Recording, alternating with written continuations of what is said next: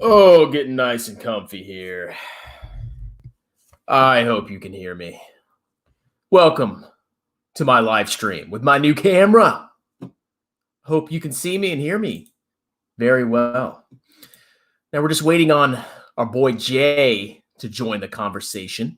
And once he does, we'll start talking about how you can buy a home and how to do it properly and how to not get screwed and blow all your money on something dumb like a house you can't afford.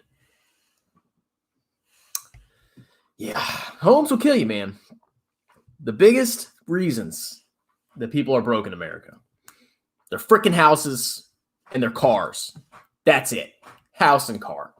If you can mitigate how much you spend on your freaking house because you don't need to get as much house as you think you need, and you mitigate how much freaking car you buy, instead of getting a brand new 6-door limousine, maybe get a freaking used Honda Accord.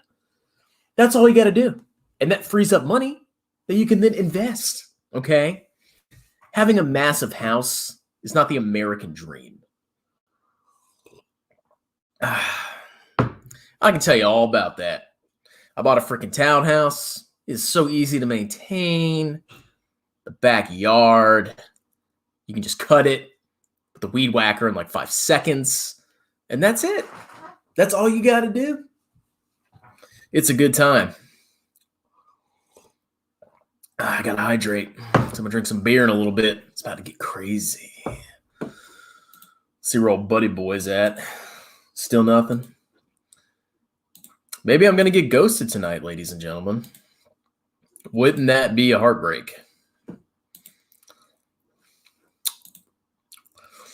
Wouldn't that be a freaking disaster if my buddy just completely forgot, even though I told him 5 minutes ago to get on the live stream? But whatever, that's fine. I can bash on houses and financial advisors by myself. I don't need anybody else. Just me.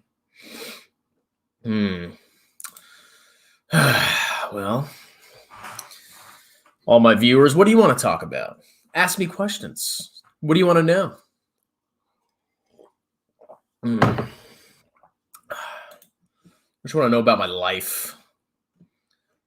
I'm such an interesting guy, a very unique man, very unique and special, okay? My mommy said I was special. That means I'm special. All right, I'm going to reshare this live stream link so all you illiterate computer people actually know how to access this live stream.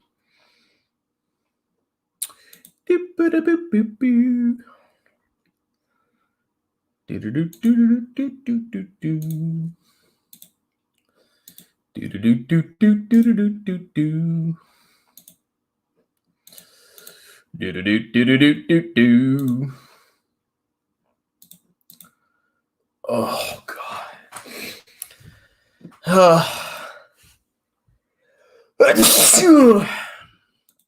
Excuse me. Maybe I have COVID. The illness, excuse me. YouTube's probably going to censor me now. Said the word.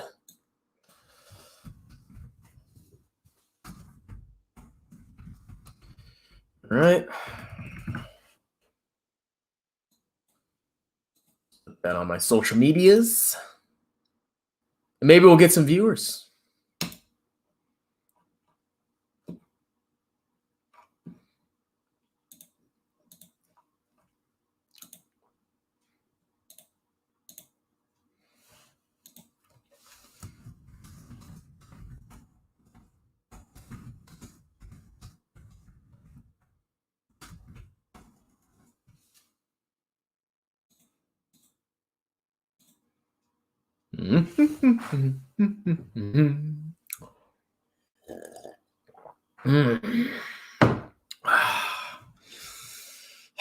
You have to hydrate when you're drinking beer, okay? You can't just drink beer all freaking night. You need to intersperse water.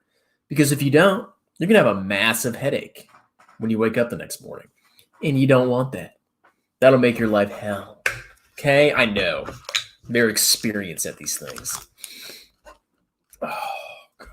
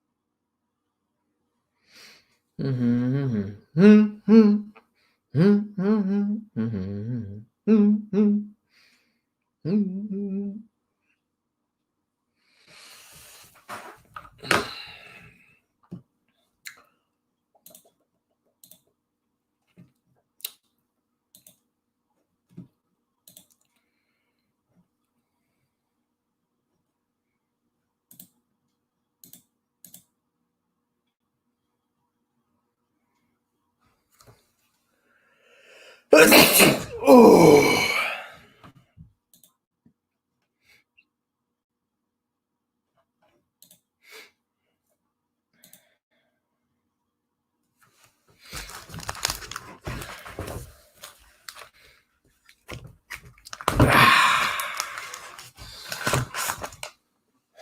Carlsberg. It's an amazing beer. It's very cheap too. I think it was like $5 for a 4-pack at Food Lion. It's probably cheaper at Walmart because Walmart's just superior at everything. Delicious.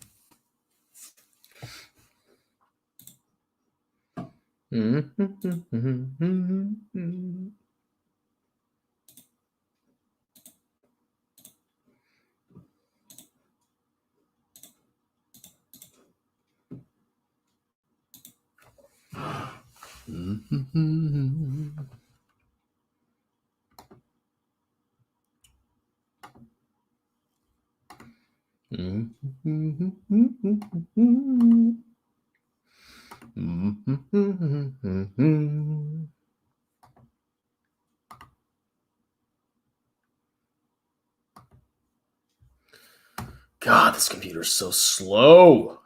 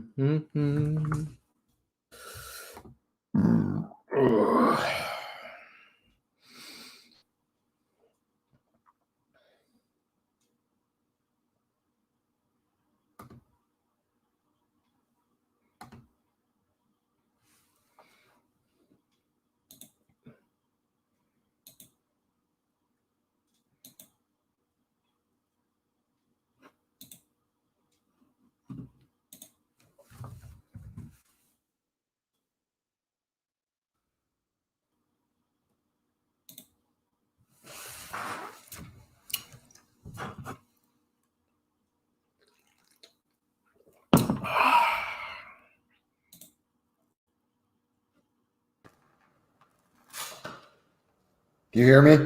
Whoa. Yes. Can you hear me? Yeah. This is this is the new house. I'm in it. Are you on your phone or your laptop? Laptop. Yeah. I thought you'd give me the tour if you had your phone, but oh well.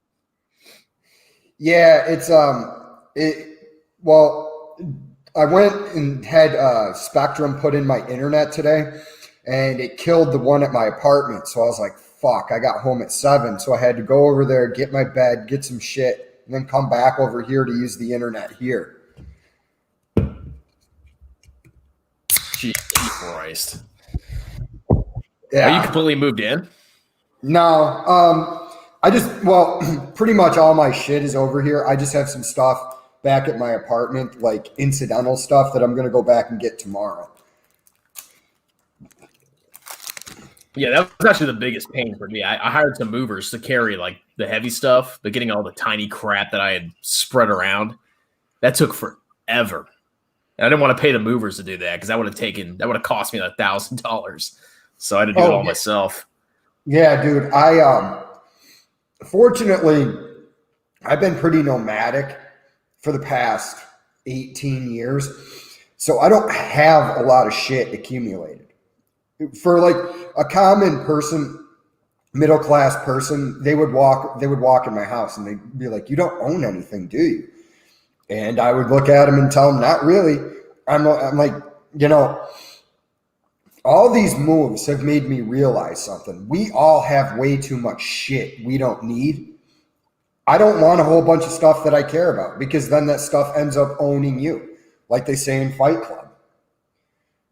Oh, I totally agree, man. It's like a war to try to convince everybody to stop buying you crap, because all it does is just take up more and more space, and then you'd have to justify getting a bigger house, and then you have to put stuff in storage. It's just a crap show. So it's a constant battle to kind of get rid of as much stuff as possible. It's a trick that they play. We talked about this last time. You remember, they don't teach you about investing in accounting and economics in high school. More likely, the reason is they want you to embrace consumerism. So you just, I'm going to be happy and fulfilled if I get this latest gizmo. Yeah, that's all advertising, man. It's like all these kids, they see, it should be advertisement for the new shoes. And then somebody wears them, the popular kid, and everybody has to buy the same freaking shoes. It's pretty dumb, but at the same time, it also helps my stocks go up. So, yeah. The thing is consumerism is great if you don't participate in it. We profit off it. Like, I'm going to have to get some stuff for my house. So I don't think this year is going to be the exact year that I'm going to get everything done financially that I want done, which is my TSP completely maxed out. But I'm going to do as good a job as I can because there's some stuff I'm going to have to do around the house that's going to cost me some money. Are you factoring in the max too? Like, are you trying to max it out then? Like, have the matching, or are you trying to max it with the match? If that makes sense. No, I'm trying to match it like the full $19,500. Yeah, I'm actually trying that too this year, but we'll see how that goes. I'm at 30% of my pay right now. That is exactly where I put. I think it's like 30 or 31. I actually specified a dollar amount instead of a percentage. Because if you put $750 on a biweekly paycheck, you're going to be maxing it out. Yeah. Well, $750 on a bi-week. Yep. That comes to $1,500. That sounds right. Yeah. Yeah. But I'm not going to get there right now because in 6 months, my goal is to be at that, because I just bought an expensive bed. But, as much as I rail against consumerism, why would you buy a comfortable bed? Because you spend a third of your life in it. Yeah, I mean, buying a high-quality bed is not consumerism. I mean, consumerism is more of just buying just for the sake of buying because you're trying to, follow the latest fashion or fad. But, buying a nice house, getting a nice bed. I only bought this because I think everybody should have something for home defense.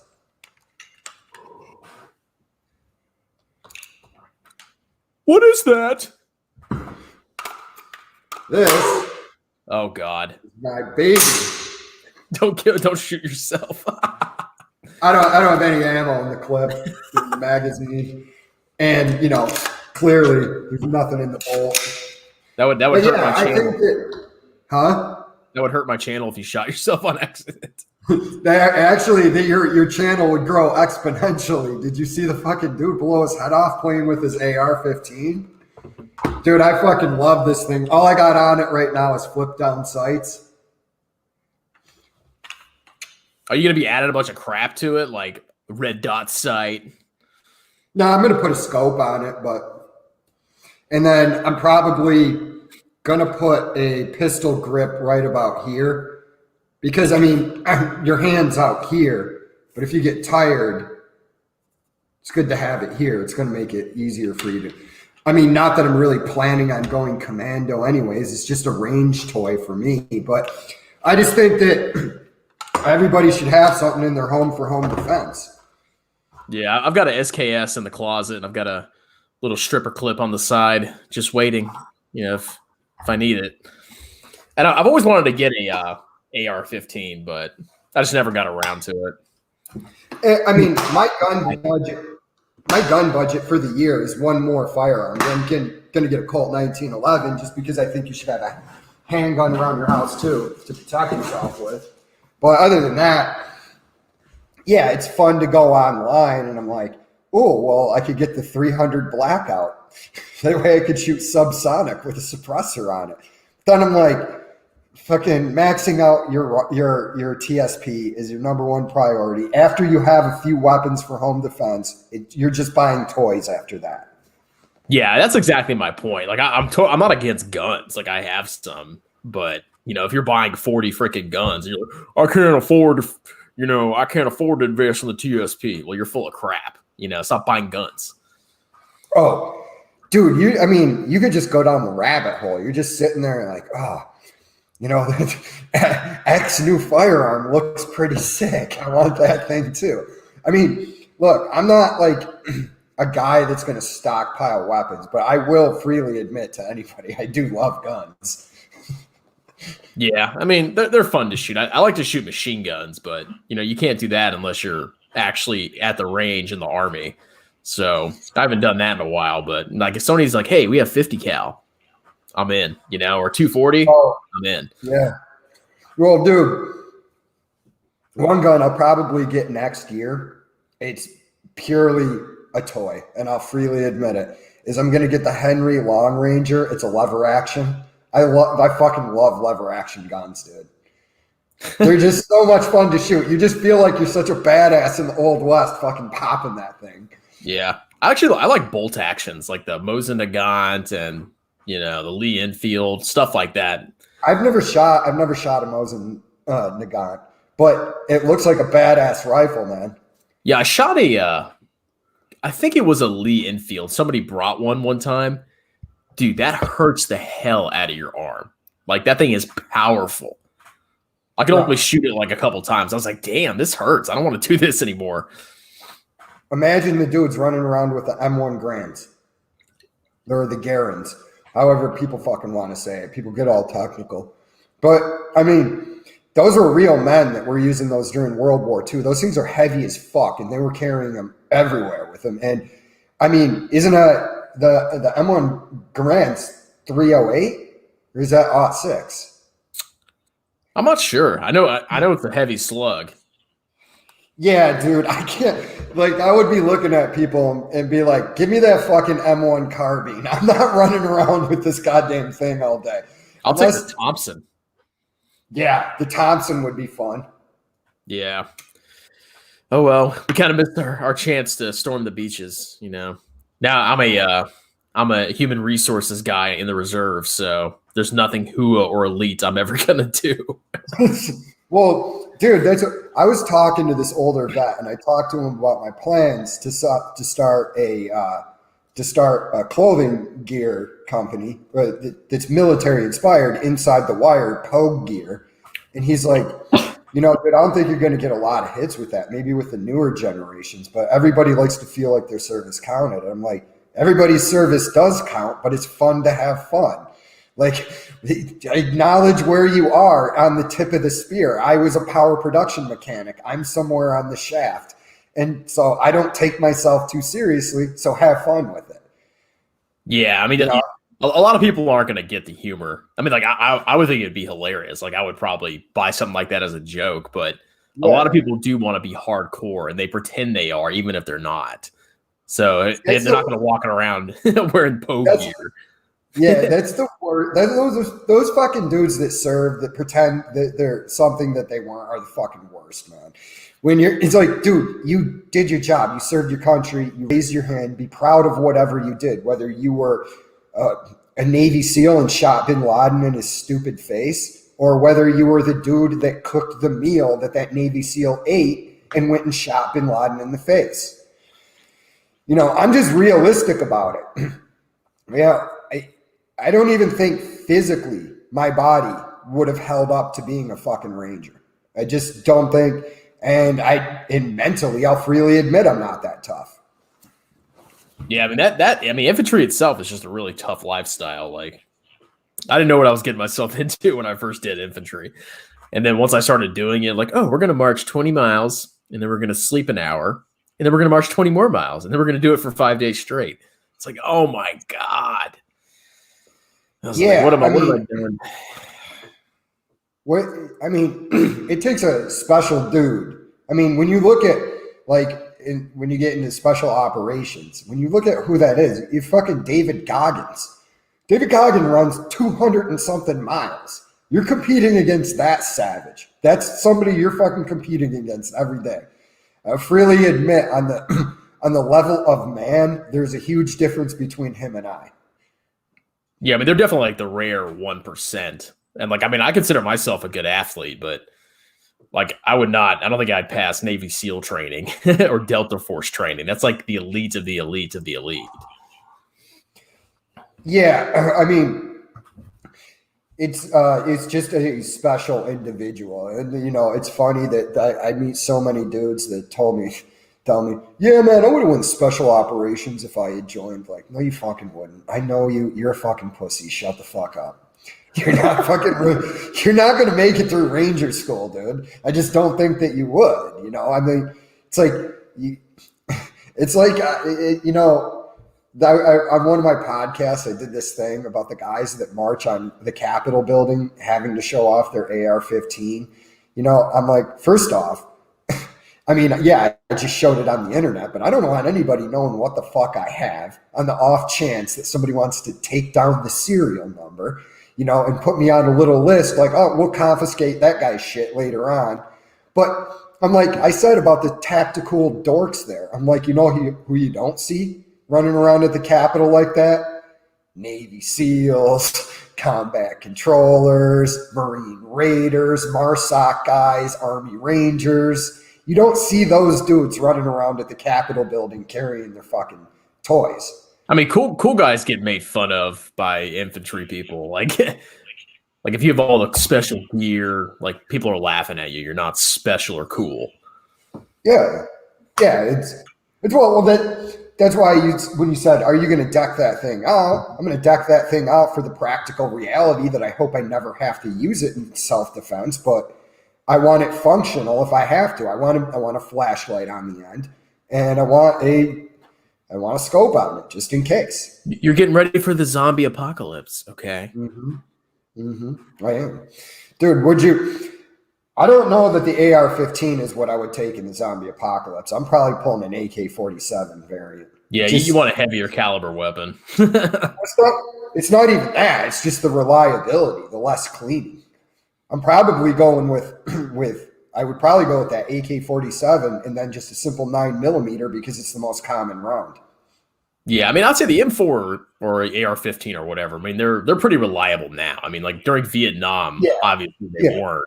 But with the AK, have you ever shot an AK before? Shot an SKS 90 back in the 90s. One time. Freaking AK, like I hated it. It had too much recoil. I just felt like I wasn't going to hit anything. It was just hard to aim. The SKS was smooth, but if I had to choose a weapon, I would definitely take the SKS over the AK. But I just meant a variant like that. Yeah, the AK is just like, I mean, it's powerful, but it really is all over the place. Well, I mean, it's the most it's the most prolific weapon in the world. I mean, that's why it's like,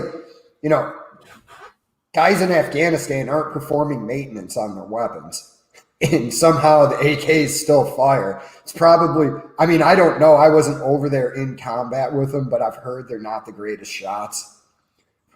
I mean, if they were, people would be massacred, I mean, like I got shot at a couple times, and to be honest, I'm shocked that nobody I know really got hurt, because like they would be up in the mountains shooting down for, hours and hours, and nobody would get shot. And it'd be like, shouldn't we all be dead? Like if me and you and a bunch of other guys were shooting at somebody from a mountaintop, we would eventually hit something.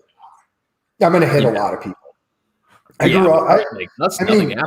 look, I'm not in any way, shape, or form a marksman, but I grew up with firearms. So I mean, I grew up hunting. So if you put me up on top of a mountain with a capable round, I'm going to hit somebody. I mean, especially a machine gun with tracers, it's so easy. I mean, like you just literally shoot below and you just walk the rounds up, and eventually you're going to hit the target. Yeah, and I mean, I don't know. The guys are probably. I don't know that much about the AK. They're over there. Are they using semi-auto or auto? Well, they have like these things called Dishkas, which are like these heavy machine guns. And they have PKMs, which is like kind of a lighter machine gun, and then they have the AK. So like they have a diverse array of weapons. But I mean, yeah, the average guy is going to have an AK. Yeah, and then the problem is how expensive ammo is. I don't think that they're putting a lot of rounds downrange. I mean, I'm sure they're dangerous. They've obviously killed people, but I just watched this. I just watched this movie called Mosul on Netflix. It's in all Arabic. Dude, that fucking movie is awesome. Did you watch it? Yeah, isn't that with the it's like the SWAT team unit? Yeah. Yeah, the SWAT team going after the ISIS guys, and then at the end you realize what they were doing. I was like, dude, this fucking movie's awesome. Yeah, it was pretty good. Usually, like if I see anything related to like the Middle East, I'll watch it just to see like how it compares to how I experienced it. I mean, I didn't go to Iraq, but still kind of interesting to watch. If you're gonna make a nice little action movie that's a run and gun, I'm in. Like Extraction was great.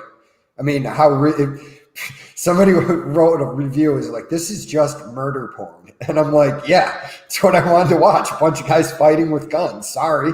I'm not David Hogue. I don't want to sit around talking about my feelings. Yeah. David, I mean, have we even heard of him or like heard from him recently? I haven't heard a thing. Has he kind of like died off and disappeared? No, I follow him on Twitter. I get into hilarious anti-firearm arguments with people on Twitter. When they're talking about their universal background check, I go, what's your working plan for 3D printed guns? And they're like, wait, 3D printed guns are a thing? And I'm like, yep. I'm like, whoa. Yeah, I'm like, you do realize you could machine a lower receiver in your basement with a cheap $5,000, well, it's not cheap, but a $5,000 CNC machine. Like, what you guys are talking about, it just tells me you don't understand what you're actually talking about when you speak. Yeah, I mean, it's mostly just a bunch of kids that are like, they only hear one side and they don't really understand. And I just completely ignore it. Well, the sad thing is they were actually exploited. Putting those that was adults at work that should have never indulged like these children. I mean, that's really how I feel about it, is that it was a sad tale of adults using children to push their agenda on a subject they don't really know anything about. That's what people do that all the time. It's like, oh, if it's for the kids and you have to support it or you're a monster. That's how they do a lot of socialist legislation or pass new laws. It's like, oh, well, you want a baby to starve, huh? Well, if you don't want that, you better vote. I tell this to people when I argue about, the legality of drugs and how it's the illegality and it's unconstitutional. And they come back to me with, what about the children? And I say, anytime you ever bring what about the children into an argument, I immediately will refuse to even go any further with you. I'm not even going to have the discussion, because I say to people, just because you decided to have children doesn't mean I need to change my lifestyle in any way. I am not here to set an example for your children. If I have children, I'll set the example for them. And I don't expect anybody outside of me and the woman that I had the kid with to set the parameters of who should influence them. So it's, well, if you're smoking weed and you're an adult, you send the wrong message to my kids. Like, I don't care. They're not going to really know you're smoking weed anyway. I mean, I don't, but obviously I'm not going to walk. I just use that as an example. But no, it comes down to, like, any argument that you try to make about guns, I can instantly refute when you say, what about the children? what about the hundreds of millions of people that were killed last century by lack of firearms? It's like when you ask people, you go, this was literally a crime under Stalin. When they came to harvest your field, if your children were starving and you even picked up the wheat shake to feed your kids, you were now stealing from the state and you were imprisoned as your children starved. I'm not going out. Like I tell people, I'm not going on the trains, dude. Yeah, I mean that's not going to happen in America. I'd be surprised because people are so attached to the Second Amendment. It's such a hot button issue that it's never going to go away. Oh no, it's like this. What was I going to say? Forgot what I was going to say. Something about the Second Amendment. Well, I was going to say this. The most common thing that they bring up is we're the only industrialized nation in the world that deals with this, and I'm like, you do know that we have more guns than any country in the world per capita, and yet when you look at the number of per capita mass shootings, the United States is not number one. It's not even close. Norway and France have more mass shootings per capita than the United States does, with less firearms in circulation. Yeah, I mean, and if you follow their law, Yeah, and if you honestly, when they throw around the mass shooting numbers, if you actually take away gang warfare, we actually rank in some ridiculously low number of actual misuse of firearms. Oh yeah, it's all gangs. I mean, it's all like a mass shooting, I guess, could classify or could be 2-3 people shot in a gang battle. Yeah. People think that's like a school getting massacred, which is not the case. Yeah, I mean, it's a tragedy. Alex Jones never should have done what he did to the Sandy Hook families. But I mean, it's just I'm not saying that, it's not a tragedy. I'm just saying I function by looking at the numbers, like my odds. People have been getting mad at me because I'll be in a store and somebody will look at me nervously because they forgot a mask. And I go, I don't give a fuck, dude. The only reason I'm wearing this is because I don't want to argue with people. I'm like, masks don't work. And I can tell you why they don't work. Because people don't use them properly. Oh, yeah. You see it all the time with their freaking noses exposed. Yeah. And they wear masks longer than they would be effective. Like when I'm at work and wearing a mask, I got a mask on my face. I get 1 or 2 a day. So those masks need to be changed every couple of hours. This is coming from medical staff that are telling me this. They're like, you literally need to go through 4 of these a day for it to actually be effective. Are you wearing like those crappy cloth ones? Those yes. Yeah. Those crazy too. Yeah, they suck. An N95 mask is generally effective, but then you also run into the problem of how long has this person been using it. There is a dude out there right now that has one N95 mask and he's worn it all day, every day for the past year. The mask doesn't work anymore, dude. It makes people feel secure, okay? That's all that matters. No, I know. But my boss needed me to go on a COVID ward, right? Well, not my boss, one of the other supervisors. And they're used to their guys just being pussies about everything. And he goes, dude, can I ask you to go over to 5C and do this? I know it's the COVID ward. I go, yeah, man, it's not a problem. And he was like surprised that I was so easy about it. I go, I'm going to let you in on a little secret, bro. I'm not actually scared of COVID. So, yeah, I'm not going to go. I'm not going to go in there. Yeah, I know. I'm not if you're exposed to these people. Yeah, we'll be getting it. People are complaining about that too, and I agree. There's going to be adverse reactions in people, but some people can't eat peanut butter. That's in every freaking cure. I mean, I believe it's generally safe. I mean, most of our politicians have gotten the vaccine, so that's kind of a good example they've set. So, and I don't think it's going to be a big problem, but we'll see. I'll probably get it last. I think I'm like probably the bottom of priorities to get one. Well, I also view it as, regardless of my feelings, I work around people with a compromised immune systems. So it's just the right thing to do. regardless of whether, I feel it's really a threat to me. And I have an underlying condition. I just look at the numbers and I'm like, it has a 99.98% survival rate, so you're not going to scare me.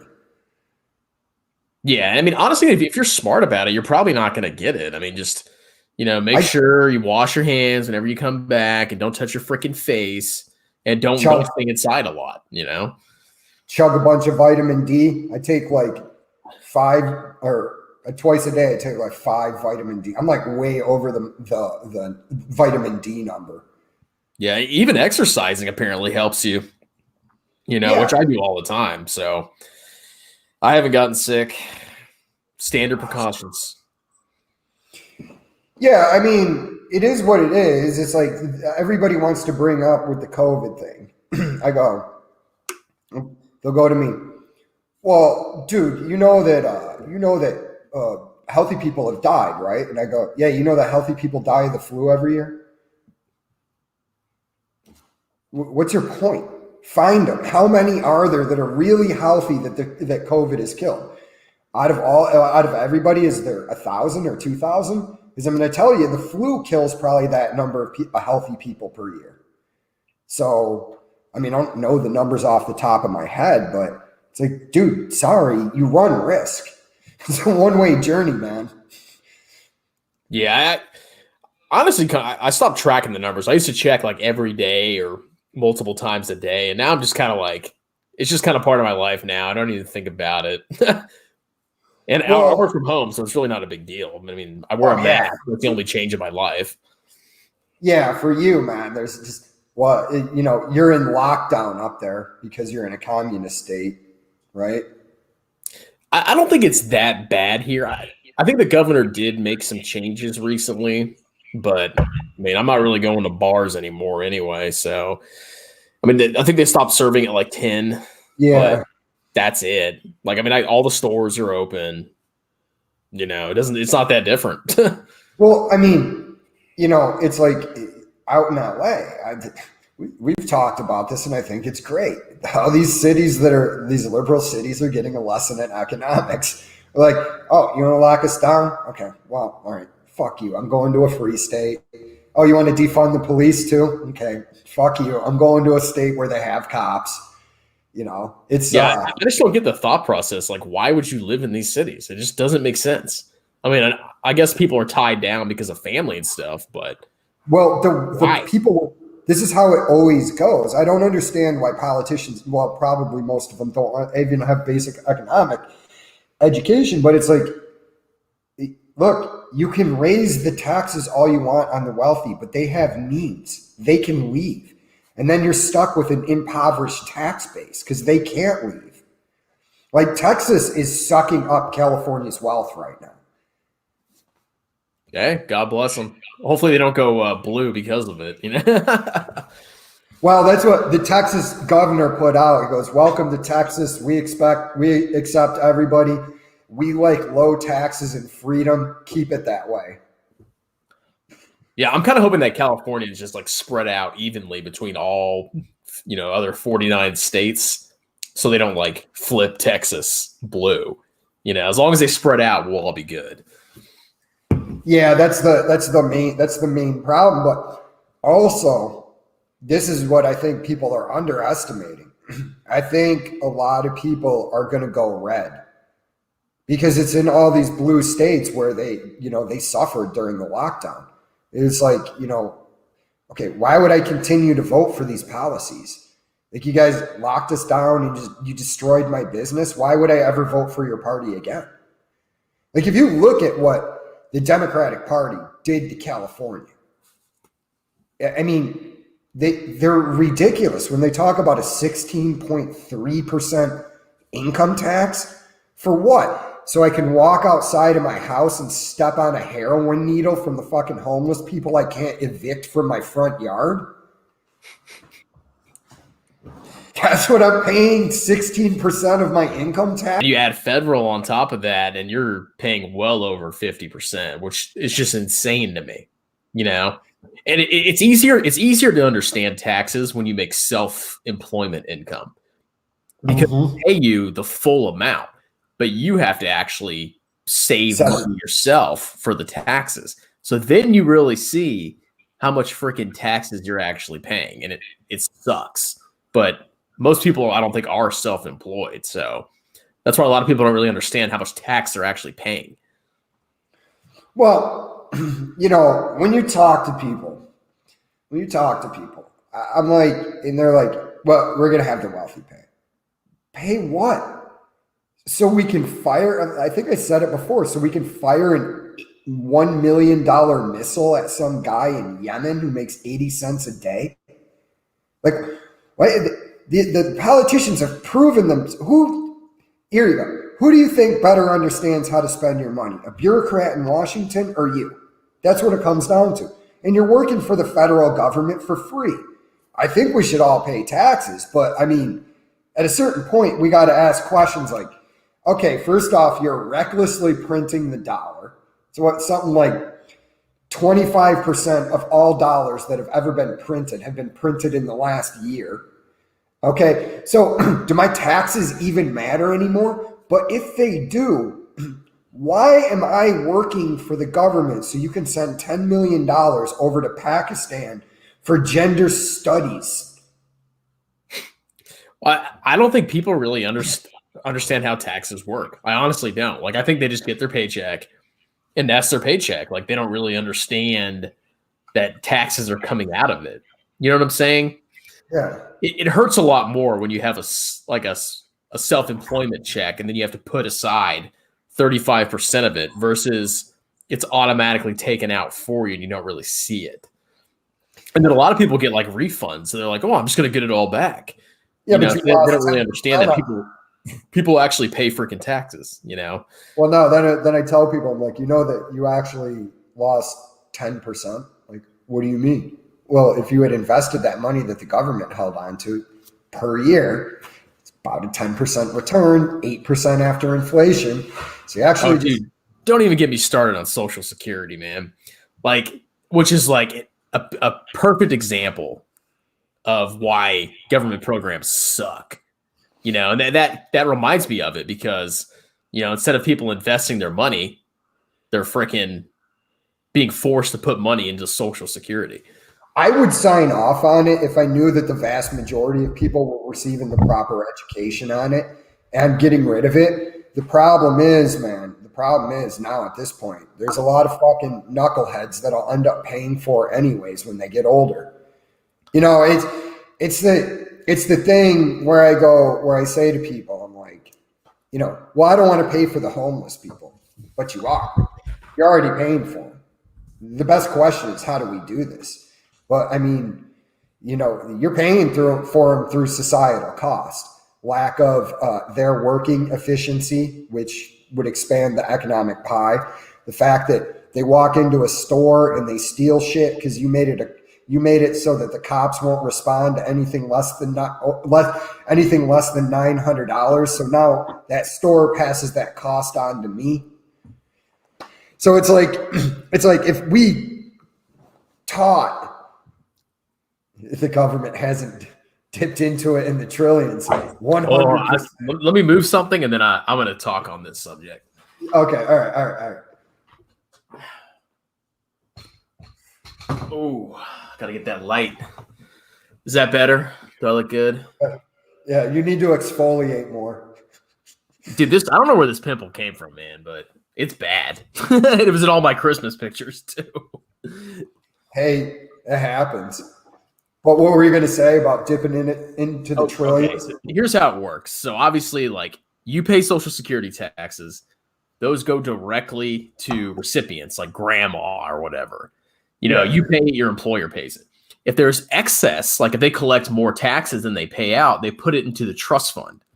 Now, when they say the government dips into it, what really happens is that money that's put into the trust fund, the government, they just invest the money into government treasuries. They get like a special interest rate.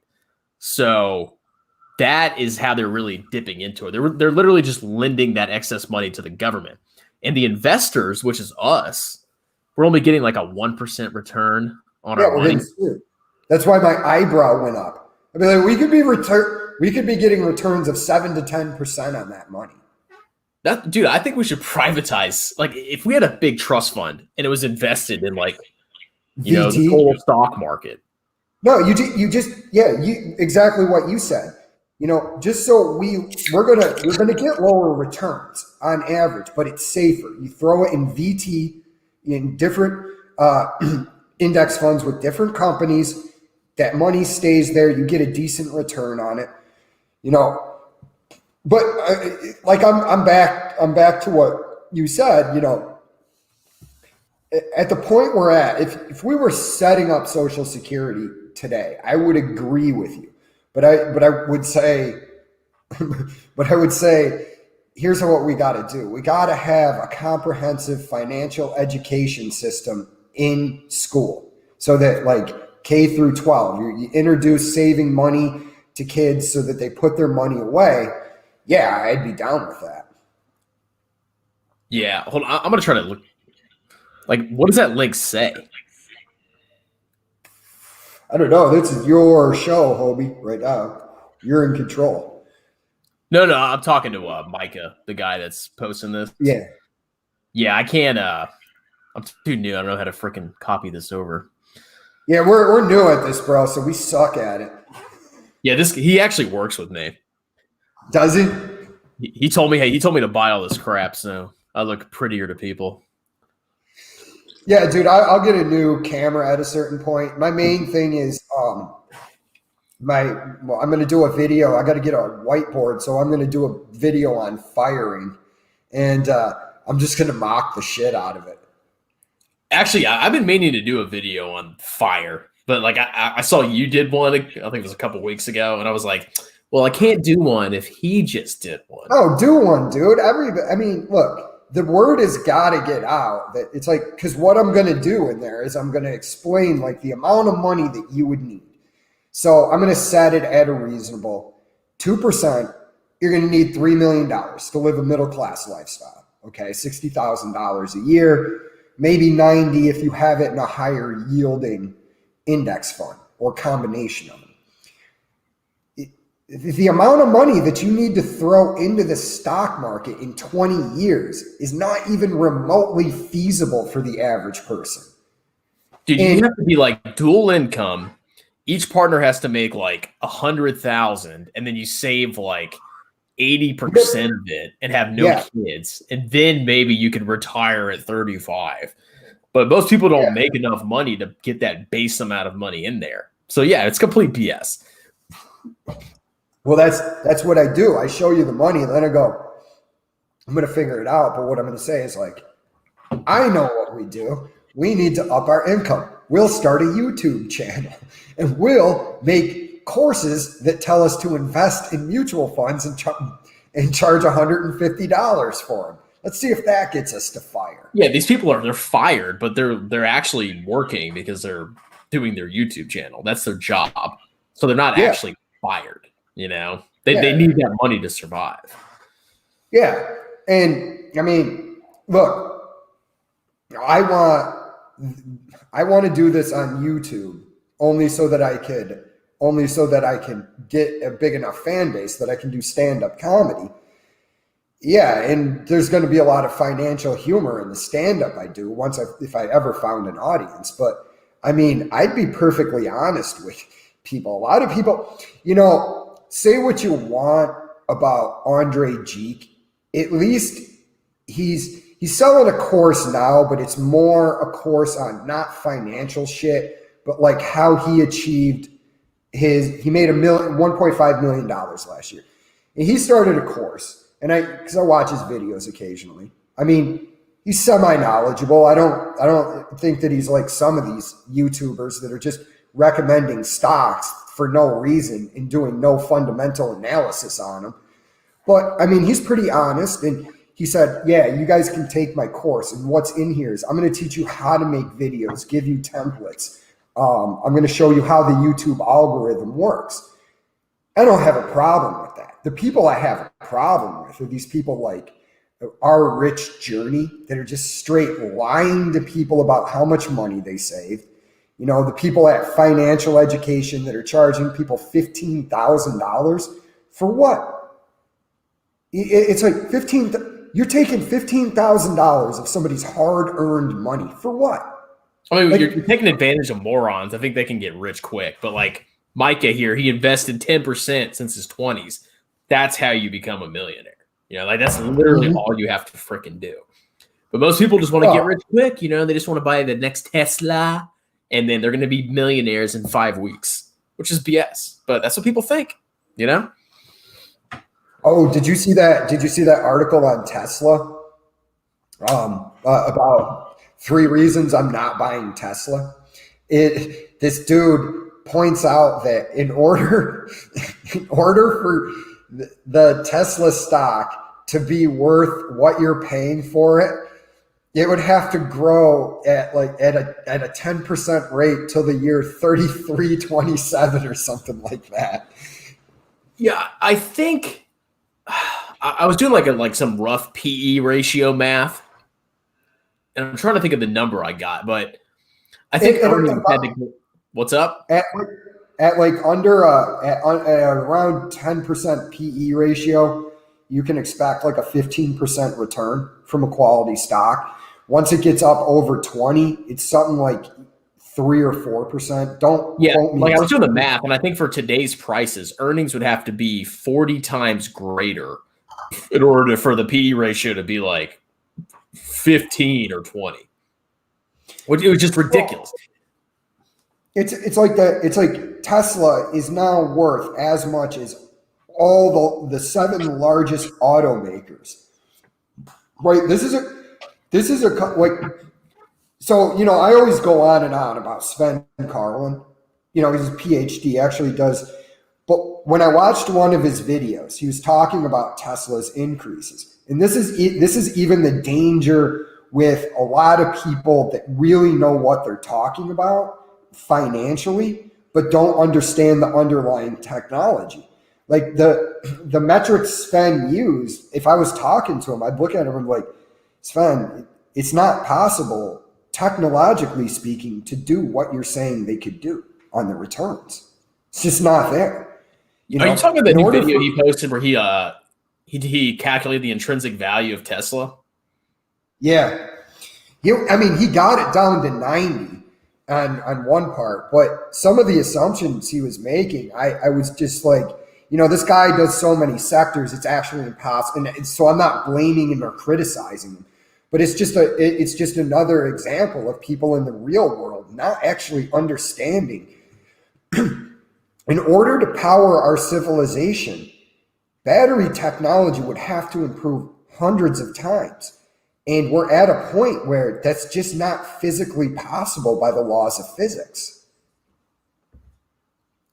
Yeah, I could see because technology usually progresses exponentially, but it's still going to take a long time before we get to that. Well, no, that you're talking about. It's actually a fundamental problem of how much, from the way I understand it, and this is bro science, but from what I've listened to physicists talk about this, they're like, listen, man, you're bumping up to the limitations of physics very soon on battery storage technology. It's just not there. So that's a mistake a lot of people. And the other one, we talked about this before, where they talk about self-driving cars, and I go, but you don't actually understand this technology and where it's going. Well, they're saying that the reason Tesla is such an advantage is they have like billions of, driving miles of data, and the next competitor has 1/10,000th of that. But you also have to look at the auto industry in general. Is Tesla spends about $1 billion on R&D research. The industry's spending about $40 billion. That $40 billion erodes your lead very quickly. Oh yeah, I don't think they're ever gonna be a dominant company, but a lot of people, it's basic human psychology. It's like, oh wow, the stock keeps going up and up and up. Obviously it's gonna keep going up forever, and they look at past returns and they project future returns, which is a terrible idea.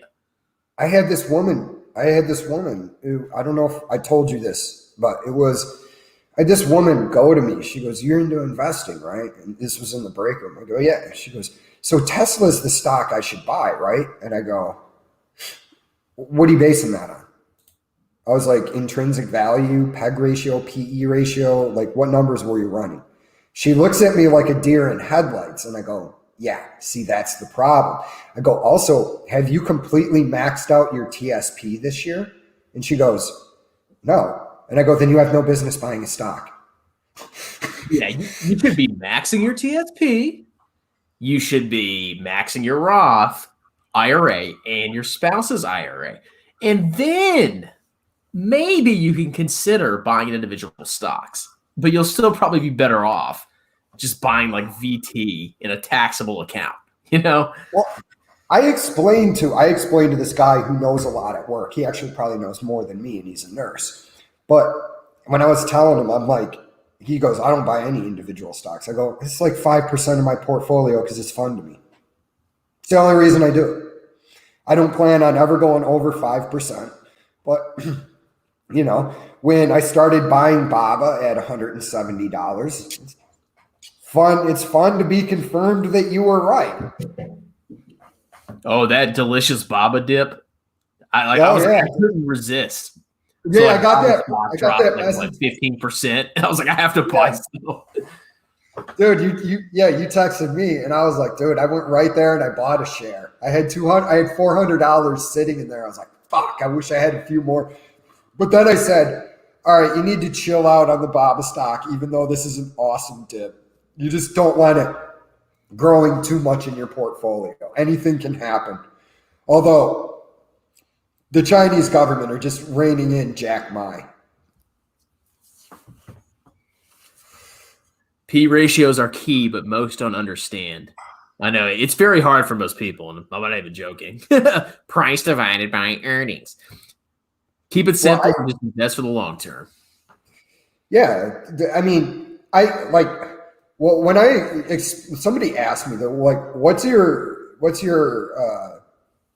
are you looking for? I go, I start at PE ratio. If I don't like the PE ratio, I leave. That's as simple as where I start. Because there's just too many companies to look at. If you don't have a good PE ratio, now I got to spend way more time looking into it.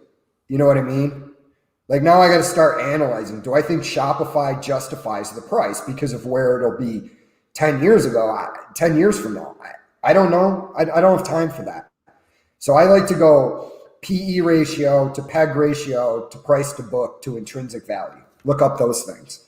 And then if it interests me, then I like to start thinking about where I think this company sits in the ecosystem and start asking questions. Yeah. I mean, those are all great. For me, the only reason I have Walmart stock is because I just love the freaking company. Like every time I go to Walmart, I see crowds. Everything's great value. Everything's good. It's amazing. Walmart's a great company to park your money in. You know what I mean? Even Target's a great company to. I don't do Target. I don't like Target people.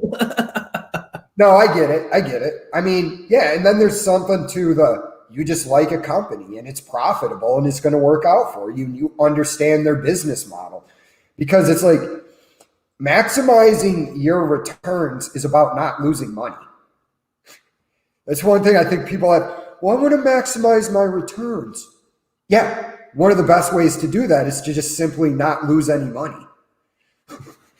Look, you just buy Tesla stock, okay? Just buy Tesla. Tesla. It's like what 1,300 PE ratio now. It's like back to that stupid. God. That's why I desperately want to get Nate on here so we can talk sense into him. Like, take your profits, dude. It's going to drop by like 90%. I guarantee you that stock by 2022 is going to be like $80 or $90. Yeah, I cannot wait for the day when Tesla goes down by 80%. Like, I am going to throw a freaking party because I've been dumping on that stock constantly, and it's just been going up and up and up. But I know, even if you're crap for new companies, like that's just ridiculous. Even if you're a believer in Tesla. Was there not because they're new? Yeah, no, I get that. Yeah. Yeah, you could find great deals. It's just, to me, there's this thing where it's like you could show two people doing a side next to each other.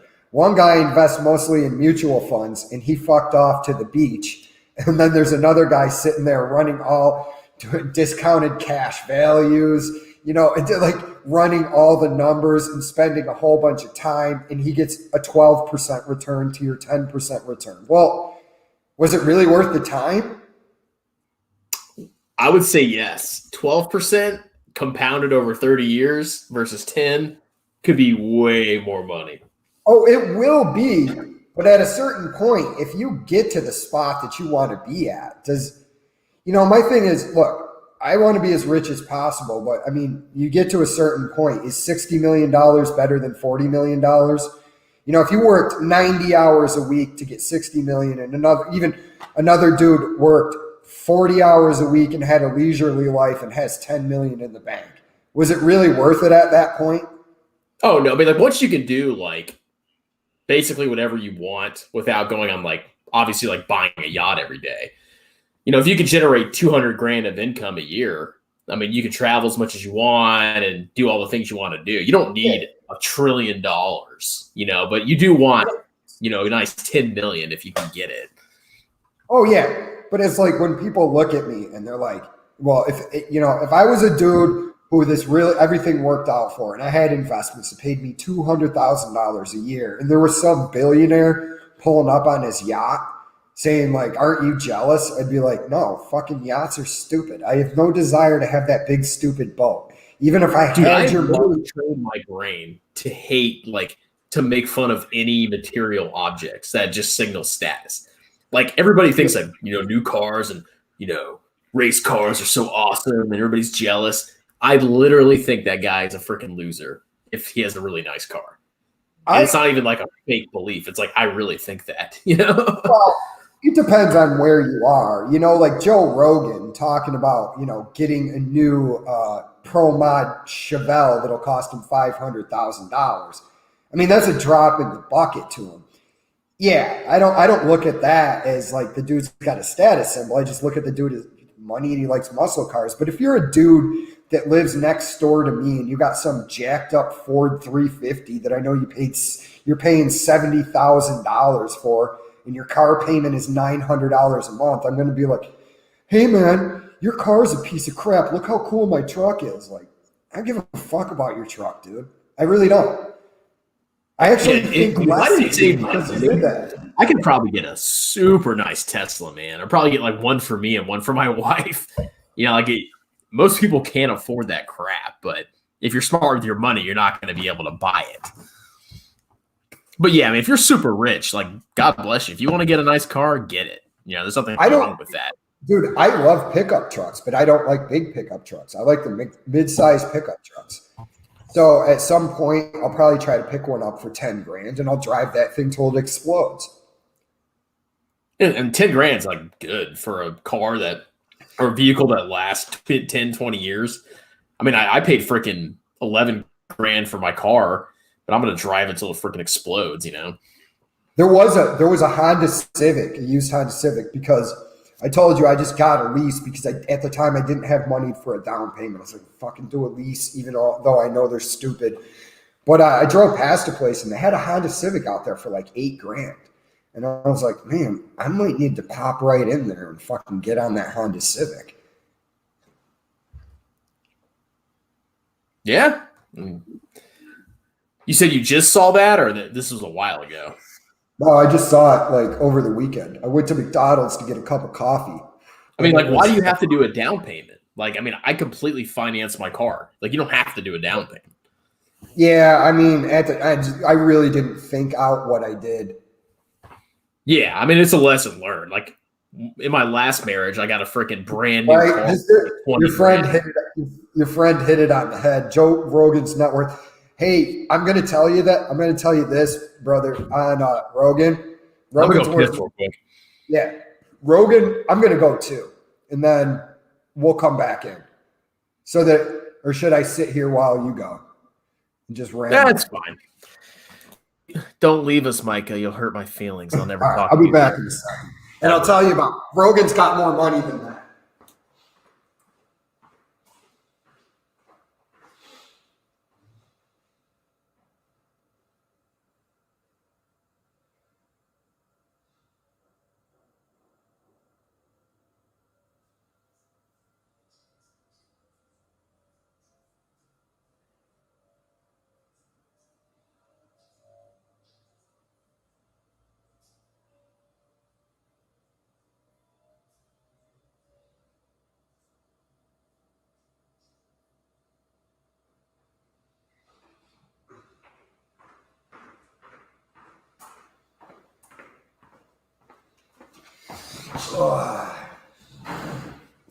So I don't know if you're still there, but Rogan's podcast brings in about $30 million a year and has brought in something like that for like the past 5 years. Even with this, the dude probably spends money really quickly, but even with this, he was probably close to $100 million before he even did this deal with Spotify. So, but you're right. It is like normal people spending $50 or whatever, because when you have that much wealth, it's like, who cares? $500,000 is a drop in the bucket. Ooh, that pimple looks really bad, doesn't it? Don't worry about your herpes sore you got in a Bangkok bar one night. Fucking in the army. No, yeah, like. YouTube guy still here. We're getting sleepy. Hey man, no worries. I'm glad there's one person watching our live stream. I'm grateful for that. Bail when you got to bail, brother. No, you stay with us till midnight. Stay with us until we're fully hammered. Actually, I'm taking it easy tonight. I got 4 of these, and that's it. Because I had a 6-pack last night. I don't want to go crazy over the holidays, Yeah, I got to dial back my drinking. Not because I'm really worried about, other than the fact that it's hurting my wallet. It does add up. Yeah. If you want to dial it down but not stop drinking, you want to get like cheap piss beer, Oh, I'm drinking Miller Lite. This was supposed to be my celebration tonight. Move it over towards your face. What is that? Lagavulin 16 Scotch. Oh, I can't do liquor anymore. I don't know how you do it, man. I drink one drink, and that's it. I just have one glass of it, but you're right. Like if I drink like 3 or 4, I get a hangover. Whereas like I can drink like 8 or 9 beers and I'm fine the next day. But yeah, that's expensive. So that's like something that'll last me 6 months. Yeah, dude, he knows. Lagavulin 16, that's the shit, dude. Dude, I probably drink that in 2 days. Dude, it's easy to go on this. It really is, because it's fucking delicious. It tastes like you're drinking a campfire. Yeah. Because it's that smoky, peaty Isla Scotch. That's like my next trip to Europe. Like Scotland is my favorite country in the world to visit. I don't know why. I went there one New Year's Eve for Hogmanay, and I just fell in love with Scotland, like the people. But the next trip I go on will be Dublin. Then I'm going to go to Patron, no hangover. Yeah, because it's like a clear liquor, right? That's what they say. That dude, tequila is the worst alcohol for hangovers. Is it? If you don't get hangovers from tequila, you have some good genes.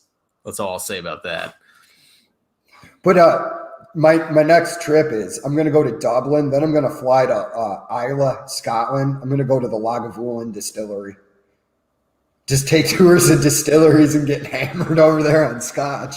Yeah, I want to go. I plan to go back to England for my honeymoon. We actually bought tickets and all that. England's The great. freaking virus happened. We had to cancel. So I love the UK. I just fucking love the people there, man. it's actually it's a very like homey place. You know, like if I had to live somewhere else, I'd live in the UK.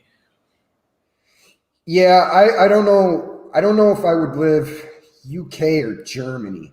I might do Germany, dude. I love Germany too, man. The place. So Germany's nice, but like I don't like learning new languages.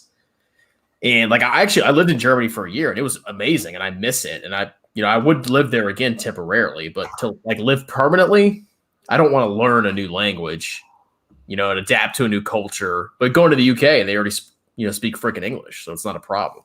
Yeah. No, I get it. I mean, I'm not hating on the choice of UK. I don't know if I would do England, or I don't know if I'd live in England or Wales. I'd probably end up in Scotland, man. I'd probably end up in Edinburgh. I love that city, dude. I mean, if the government's paying for me, I'll live in London. Oh yeah, experience, dude. I've only had 24 hours in London. Grew up on tequila, never bothered me. Greece is more fun. I've always wanted to go to Greece. My buddy took a trip there from Germany, and he said Greece is amazing. Well, here's the thing. So when I was married before, I was in Germany in 2017. I lived there for a year. Yeah. And we went to Athens for a holiday. And Athens was like overrun by like this huge migration wave. And it almost looked like a war-torn hellhole. Like everything was spray painted. There was a bunch of no-go zones. Like there were a bunch of really unsafe areas in Athens. So you had to be really careful going there to make sure you go to the correct places at night, or you're going to get freaking shanked. So like Athens, I mean, it's good to see the sights there, but maybe there's other places in Greece that are safer. One place I do want to go is I want to go to Sicily. Ugh. Stinky. Is it? So I went to high school in northern Italy, and we went down to Sicily one time, or maybe it was Naples, but it was just a crap hole. Was it? Okay, maybe I'm crossing that off my list then. I mean, I would go check it out. Like, don't take my word for it, because I was there like 14 years ago. So, dude, there's a lot of places is a shit show. Corfu is where it's okay. All right. There's a lot of places. There's so many places I want to go. I've had a I don't know why. I've had a thing for going to Latvia forever. Latvia? Yeah. Dude, I've been there. So it's actually dude, is it as awesome as I think it is? Like, I don't know why. I'm just Estonia.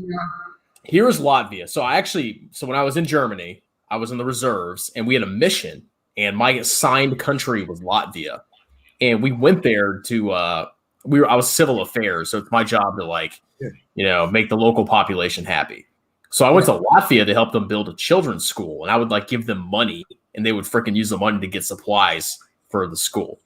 But when you go there, it's literally one big city, Riga.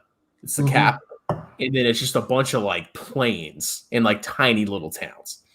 And there's nothing special about Riga. It's just a standard European city. There's no amazing sights that you can go see. It's kind of almost like a very bland country. Well, you talked me out of it. Looks like it's back to Scotland, and then the one city that I have to go to before I die because of the movie is in Bruges. I have to go to Bruges, Belgium.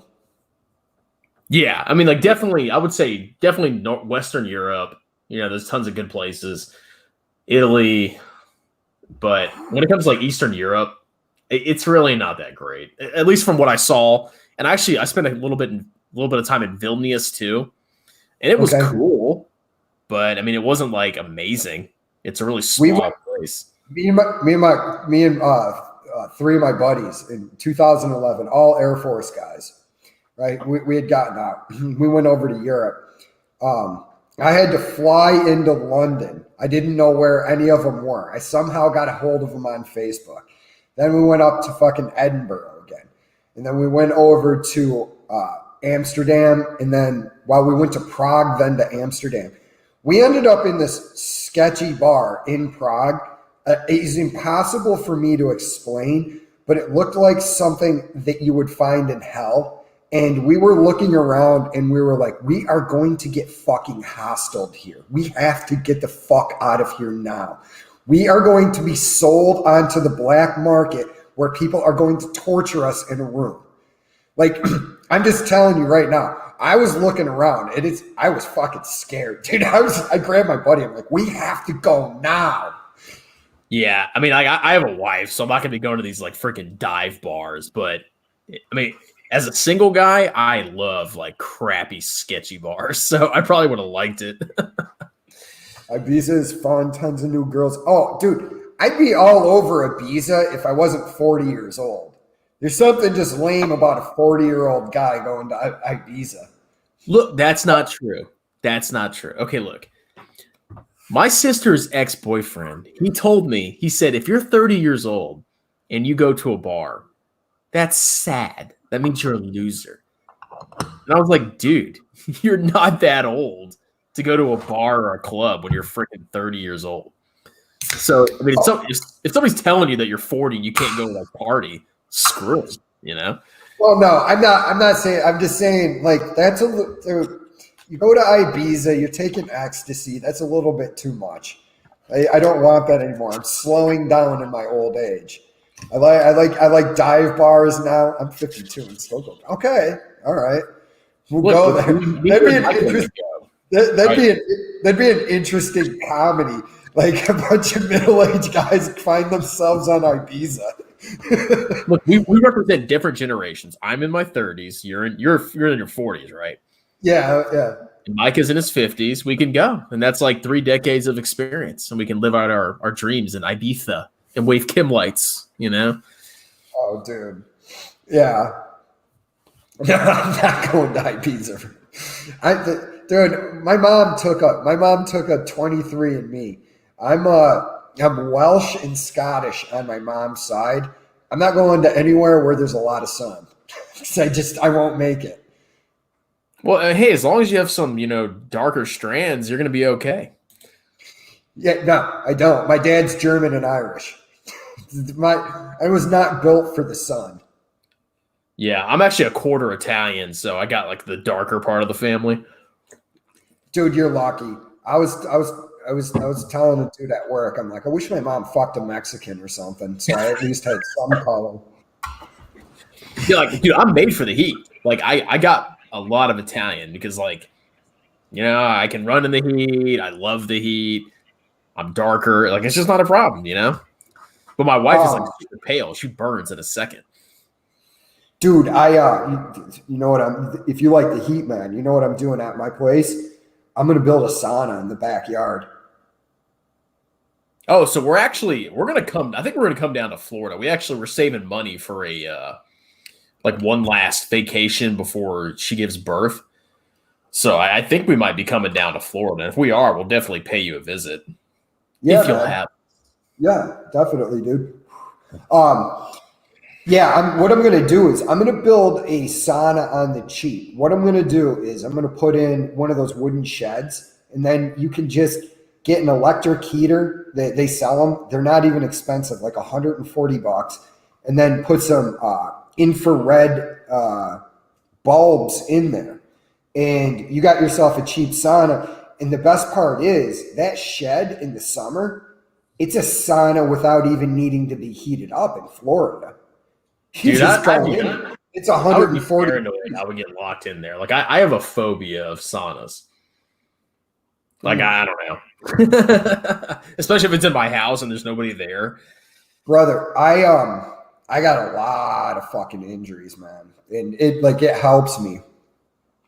Dude, you're lucky, man. Italian and Indian. I wish, dude. I wish I had like Native American. Is it like India, or Native American? Yeah.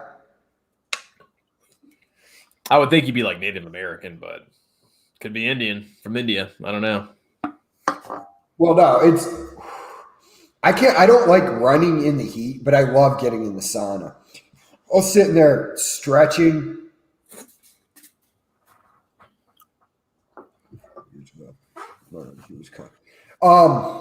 No, dude, what I got on some weak shit because I had some things go wrong in my life, and I started smoking. I had quit for years, and it was that stressful that I fucked up. I have to actually just man up, chew gum, put a patch on, and fucking stop being a pussy. Basically, I got to listen to a bunch of David Goggins videos and just be like, you're done, dude. Stop with this weakness. No, here's what you have to do. You quit cold turkey. That is the only way you freaking quit nicotine. And I know because I've done it many times in my life. I'm a dipper. Like, I freaking hate smoking. But, dude, I I've do too. so many times. I do too. I do too. But I do too. I love dipping too much. It's too fucking hard. Dipping, dude, there is nothing better than like after a long, hard day's work, throwing in a chew and just sitting there drinking a beer. There's nothing better in the world. So, but here's the thing: like, if I dip 24/7. Like, I don't wait, you know. So, like, either I'm dipping all the time, or I'm not dipping at all. Yeah, I just promised myself. I was like, once I quit nicotine altogether, I just promised myself, if you ever fall back into it, you're not going to dip. I mean, the way I see it, it's kind of like. Did you wrestle in high school? Yeah, I did. Yeah, that's how I got into it from soccer, actually. So I didn't get it from wrestling. I got it from so when I first went to college, I started smoking a pack a day just randomly. And then I was like, this is killing my lungs. I can't even run. And I was an ROTC. And I was like, you know what? One of my friends dipped and he introduced it to me. And then ever since then, I've been on and off. It's such a waste of, mine is vape. Don't drink but a few times a year, generally safe and much better. Oh, I agree with you 100%, man. The whole hysteria over vaping, what that was a bunch of Puritans that wanted to get a fucking revenue stream destroyed, so they went after it. That's what that was. Like, well, it's encouraging teens. Well, I mean, listen, dude, teens fucking experiment, dude, and it is safer than smoking. As long as you have good oil, it's not anywhere. Is it not harmful at all? I believe that anything you put in the body, there's consequences for. But I mean, compared to cigarettes, vaping is so much less harmful. I mean, isn't it just water vapor with the flavor? Like it. Well, the problems became some of the sketchy places some oils were getting made. And that's what the problem became. The people weren't having trouble with like reputable sources of the oils. It was looking at the background in there. But it was some of the, like, as with everything, because it was a new industry. The problem became like people were making oils and shit in their kitchen with no controls. Using vegetable oil. Yeah, dude. That's what it was. Dude, my cable, bad vape juice. Also, people with bi and black are trying to get THC. Yeah, this is the vitamin E oil. I remember that, man. Dude, there was a guy over here. The guy over here that put in the cable today. I was teaching him about investing while he was putting my internet in.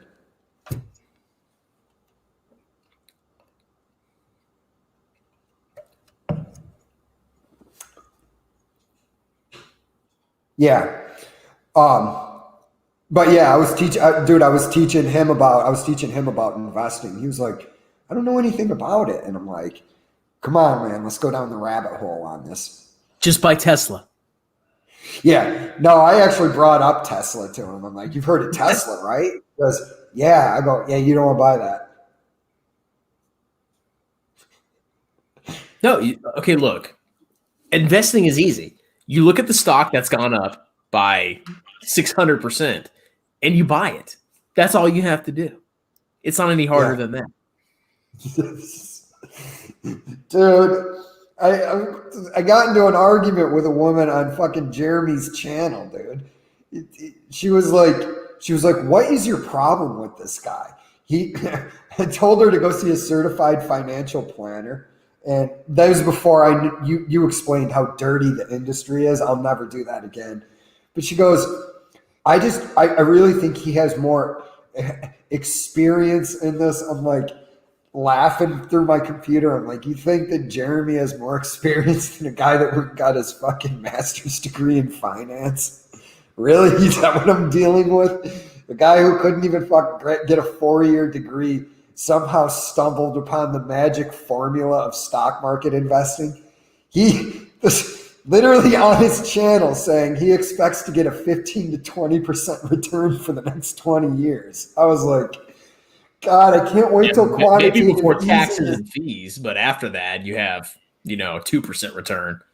Dude, I can't wait till quantitative easing ends. So everybody, it's like, what's this saying? It's easy to look like a genius in a bull market. Yeah, I mean, like everybody thinks they're smart right now, but just wait till something happens and the market goes down 50%. People are going to lose their freaking minds, and they're going to be like, "Oh, stocks are rigged. Yeah, I thought Tesla went up forever. Blah blah blah blah blah blah." Yeah, pretty much. The average investor. Yeah. Fuck. I mean, I'll be honest with you. If I pulled 5% for the rest of my life, okay, I didn't lose money. Maximize my gains. I mean, it's hard. It's hard to stay the course. That is the hardest part of investing. Is you need to truly believe that buying and holding and sticking to an asset allocation is the best way, because you're going to have times when your international is going to suck for 10 years and you're going to be so tempted to get rid of it, but that'd be the worst time to get rid of it. Oh, yeah. That is the hardest part of investing, is just staying the course. Well, dude, I think internationals are going to come around. I just think that the fucking U.S. market at this point that's why I'm going to start adding VT to my portfolio, because I just think that like so much money has been pushed in to the U.S. stock market that we're at a point where Charlie Munger was saying the same thing. Expect flat returns for the next 10 to 15 years because the market's so overheated. Whereas the international VT is the way. VT is the way. Oh, yeah. It's so easy. You literally own the freaking world.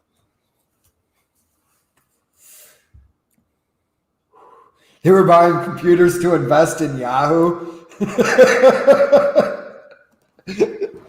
Didn't Yahoo go up super high and then tank and then .com bubble? Is that what happened? Yeah. I mean, but then again, here's the thing. Like you said, having a mission in staying on course. At the height of the tech bubble, when it burst, Amazon lost 90% of its value, and it took 10 years to get back to that number. Oh, yeah, dude. QQQ, which is like the hottest ETF. It's like the 100 biggest non-financial companies in the NASDAQ exchange. Yeah. That fell like 80%, and it took like 2 decades to recover. And lo and behold, it's hot again. But how long is that going to last? Well, it's like this. It's like this. I told you why Bank of New York Mellon is in my portfolio, because my uncle left it to me. But okay, you guys buy the technology companies. I'll just keep buying bank stocks. And then when you guys panic, when the technology companies fall and you start buying bank stocks, I'll buy technology companies. That's how that works. Yeah, it's like, here's the biggest thing that nobody seems to question is that there are these 5. What's up? I was just going to point something out here for Yahoo. Yeah, Yahoo really suffered later on from poor management by that woman CEO. But anyways, go on, Chris. What were we saying? I'm sorry. You don't insult women on this channel, number one. Marissa Miller or something like that. She was an awful CEO. No, what was I saying? No, okay, so here's the thing with the markets now. We literally have like 5 or 6 companies that make up a huge percentage of every ETF. And that's like Facebook, Amazon, Apple, Netflix, and Google. And nobody questions that. And they're like, well, these companies they're just going to keep growing forever. Yeah. And they keep putting money into like the S&P 500 which is more and more skewed towards those 5 or 6 companies. So like you're literally investing at a point where these companies are so overvalued or so expensive that your future expected returns are not going to be that high. But nobody questions it, you know? Well, do you know what my favorite index fund is that I own? It's the Vanguard healthcare sector. It's returned 15% since 1984. Healthcare and it hasn't run up like the rest of these. And the reason why I like it is because I don't see Facebook, Google, Amazon, Microsoft in there. It's like when you start looking around at different index funds, you start to realize I'm really diversified, but you're not. You're not really diversified. You're not. You because own Facebook. All your mutual funds have the same top 10 holdings. Yeah, but nobody gets it. It's like, especially if you're in QQQ, half of that ETF is those 6 companies. Yeah. Well, I was sitting there now, and I'm like, you know what I should be buying up right now is probably an equal weighted S&P 500 fund if I was going to do that.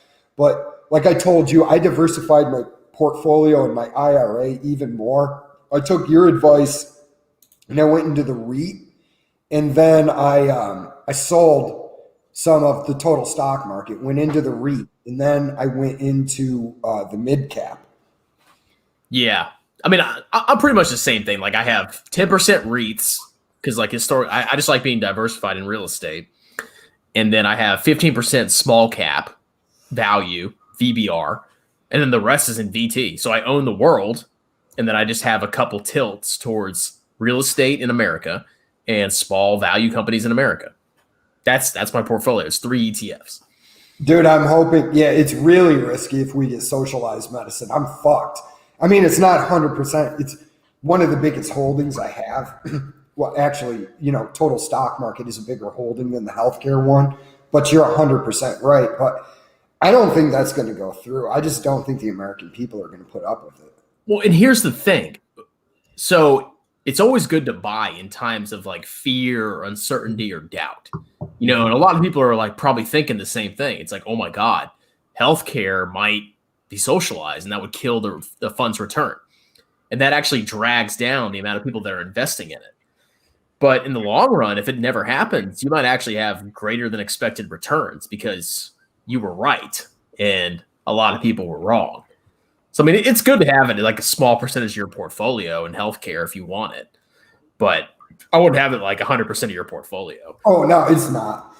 I mean, honestly, what the biggest part of my portfolio is going to end up being is the TSP. And that's in the S fund and the international fund. You have any money in C fund? No, because I own the total stock market in Vanguard. Oh, so like you have a total portfolio and like it's out. Yeah, in my Vanguard I have, because I was building that before I actually worked for the VA, and I probably shouldn't have said that, but I did. Whatever. You've already said it before. but before I had the TSP, I had built up the position in there, and I just looked at it and I was like, why would I put it in the C fund when I have Vanguard total stock market? Just double down on the mid cap and the international, and you're good to go. Yeah. I mean, like I basically have the same thing in my TSP and in my Roth. I mean, like I have VT. I mean, that's basically the total world, which, you have the C, the S, and the I. And then I have like 45% C, 25% S, and like 30% I, something like. So it's roughly what I have in my Roth. Yeah, I mean, I really, the thing is I don't know if the international fund they have is the best international fund, if I would normally want that, but I'm stuck in an imperfect world where I can't necessarily, it makes more financial sense for me to just use the international fund through the TSP than it does to do it any other way. And international exposure is what I want, because like no metals or commodities. No. I had some in a junior gold, but I got rid of it. I freaking hate commodities. Like anything that does not produce money or cash flow, Mhm. I am 100% against, because you're literally just hedging against inflation. That's the only thing you're doing. And when it comes to stocks, that's also a hedge against inflation. And you're actually owning companies that produce cash flows. Like Hey, if Mike, you buy, what's up? I was going to say, hey, Micah, what I do have is I do have some midstream companies in my portfolio. Midstreams, they transport oil and natural gas because they were so depressed recently from everything that happened in the oil. And I made out pretty good at this point. I mean, $500 on one, and I'm up like $250 since June on it. So I've, experienced nearly a 50% return on it. Yeah, but that's not a metal or a commodity, right? It's a company that transports resources and it Yeah, generates cash flow. yeah. It's not like buying gold or buying crap coin or shit coin or whatever you want to call it. I think not right now because I think it's doing its cycle up again and it's going to crash, but it's not bad either. I like oil. Has nowhere to go, but I agree. And also, people are going to find out really soon here, like I was talking about earlier, that the EV market is not going to be what you think it is, and that you have about 1 billion Africans that are going to be fucking raising their standard of living in this century, and they're going to have internal combustion engines. Demand for oil is going to go up. Yeah, that's 100% right. Now, oil, yes, but you can invest in oil companies. You don't have to like buy oil futures Oh no, or I don't. but if you're investing in a specific commodity, I don't think it's a good idea because it's not generating cash flow. And you're saying hedging is not bad. Yeah, that's true. But owning stocks is also a hedge because if there's inflation, a company can freaking raise its prices. So in the long run, stocks are a hedge against inflation and they're generating cash flow. Yeah, I agree. And I mean, but what were we saying? Something about commodities include grains, gold, beef, oil, natural gas. Did much more. Yeah, I'm not a gold hater for this reason. If a metal also has industrial uses, I think that there's nothing wrong with it. I just personally, for me, like I said earlier, I only have so much time, and there's only so many industries I can work with and actually understand how they function. I mean, but really, it's a crapshoot because like it's all supply and demand, and you don't know what's going to affect what kind of black swan event is going to affect supply and demand of anything. I mean, you could have a freaking drought in somewhere you'd never expect it, and that would totally change the price of grains. But you can't predict that, you know? Yeah, I agree. And also, I mean, it's like Warren Buffett. He said he didn't invest in the tech companies because he didn't understand them. If I don't understand an industry, if I don't understand what the company does, I don't care who's recommending it to me. Like, I don't understand this. I'm not doing it. Because it's just like say you work in the healthcare sector, right? And normally you just max out your retirement account, and you're a nurse. And you're sitting there and you understand investing, but you also understand what's going on with this biotech company. It makes sense for you to buy it. I don't understand biotech. So unless I can understand what you're actually saying about this new experimental drug or whatever that's going to cure silver, outperform. Yeah, lately I like to buy low and sell high, like clockwork, worst case. Yeah. But I mean, I don't really understand the commodities market that well. I mean, the only thing you need to understand is that like it doesn't generate cash flow like a company. It's just what is somebody going to pay for this commodity at a specific point in time, and it's all based on supply and demand. But at the end of the day, it's still the same commodity. A cow is a cow is a cow. Mm-hmm. Where like you buy Apple stock, they're actually growing and expanding their production. They're producing 1,000 iPhones one year, and then they're producing 1,200 the next year, and they're ramping up. So there's actually a real growth. Whereas commodity is literally just the same thing. It's just something that you're going to pay a certain price for, depending on demand. And yeah, I mean, like if you have commodities in your portfolio, that's fine, but it's hard to time, and it shouldn't be a huge percentage of your portfolio because it's not generating anything.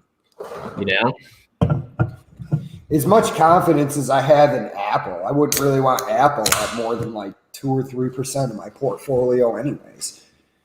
Oh yeah, I mean any stock, anything. You know, anything that's more than 5% of your portfolio, you're going to be in trouble if something happens. Like Alibaba, for example, that just crashed.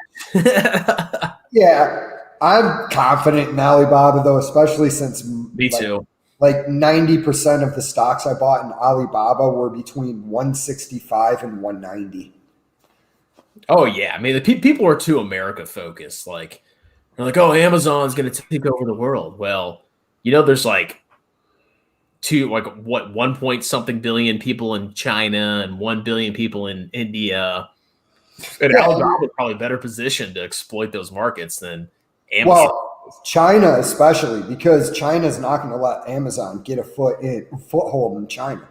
You know, Alibaba is actually just backed by the government, and that's why I bought it. I just sat there and I go, okay, I understand what they do. You can say they're the Amazon of China, kind of. But what they are backed by is the Chinese government. And I was like, China's not going to let that fucking company fail.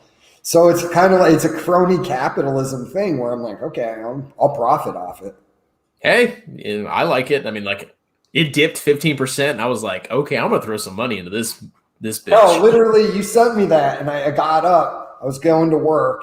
I was drinking my coffee. I went in. I'm like, I'm going to buy a share of Alibaba. I discovered drought and wars can affect commodities. Usually it's about timing and reading the market correctly. Commodities at 10%. I don't have a problem with that. 10%. Yeah, I mean, whatever you decide to allocate, you know, as long as it's not like the only time I'll ever really criticize somebody is if I'm 50% Tesla and I'm 50% Bitcoin. And I'm like, that's my portfolio. Yeah, right. Well, it's like, I don't think investing in Bitcoin is the worst thing. I don't think Bitcoin is going to be the thing that people want it to be, but I think there's money to be made there. And if you understand it, like my buddy John has made a decent amount of money buying and selling cryptocurrency mining companies. And he's constantly on me to buy. And I go, John, I don't fucking understand the cryptocurrency market. I'm not buying these companies, dude. If I don't understand it, I don't buy it. And he goes, bro, I make 90% on it. I go, you understand the market. I don't. Yeah, and when somebody makes 90%, I mean, either they have a bunch of information that other people don't, or they're just lucky. Well, John works in the technology sector, so he understands this shit. He went to school for information technology or something. I forget. He always tells me the name of his degree, and I'm like, John, I don't. Whatever. I'm like, I'm technologically retarded, dude. You know that, and I know that. But yeah, and it's like I saw when I first learned of Bitcoin was in 2010, and trying to buy Bitcoin, tons of potential, but too risky. I agree with you, man. This is what I will tell you though: if Bitcoin falls by half, which I think it's going to do, I'd put a little bit of money in it. Right now, it's back in its irrational exuberance, but it's going to go down. Oh yeah, I'm gonna look up the price right now. It's probably like what 30,000. It's like 20,000. But I first learned of Bitcoin in 2010. I almost put $1,000 into it, and I didn't because I didn't understand it. Dude, it would have been worth $27 million if I had sold in 2017, that $1,000. Dude, it's now up to $26,000. Yeah. So when I checked like 3 days ago, it was like 22,000. Yeah, it'll be down. I guarantee you it'll fall down to like 14, 15. I don't know if you can see that or not. No, I can't. Just barely. I believe you. I mean, like, I was trying to show you like the parabolic rise. It's like that freaking, that unsustainable increase followed by a crash. Yeah. Bitcoin is why video card stock mining use. Yeah, dude. Graphics power. That's why I That's a better way to buy Bitcoin than. I agree with him there. I agree with him there.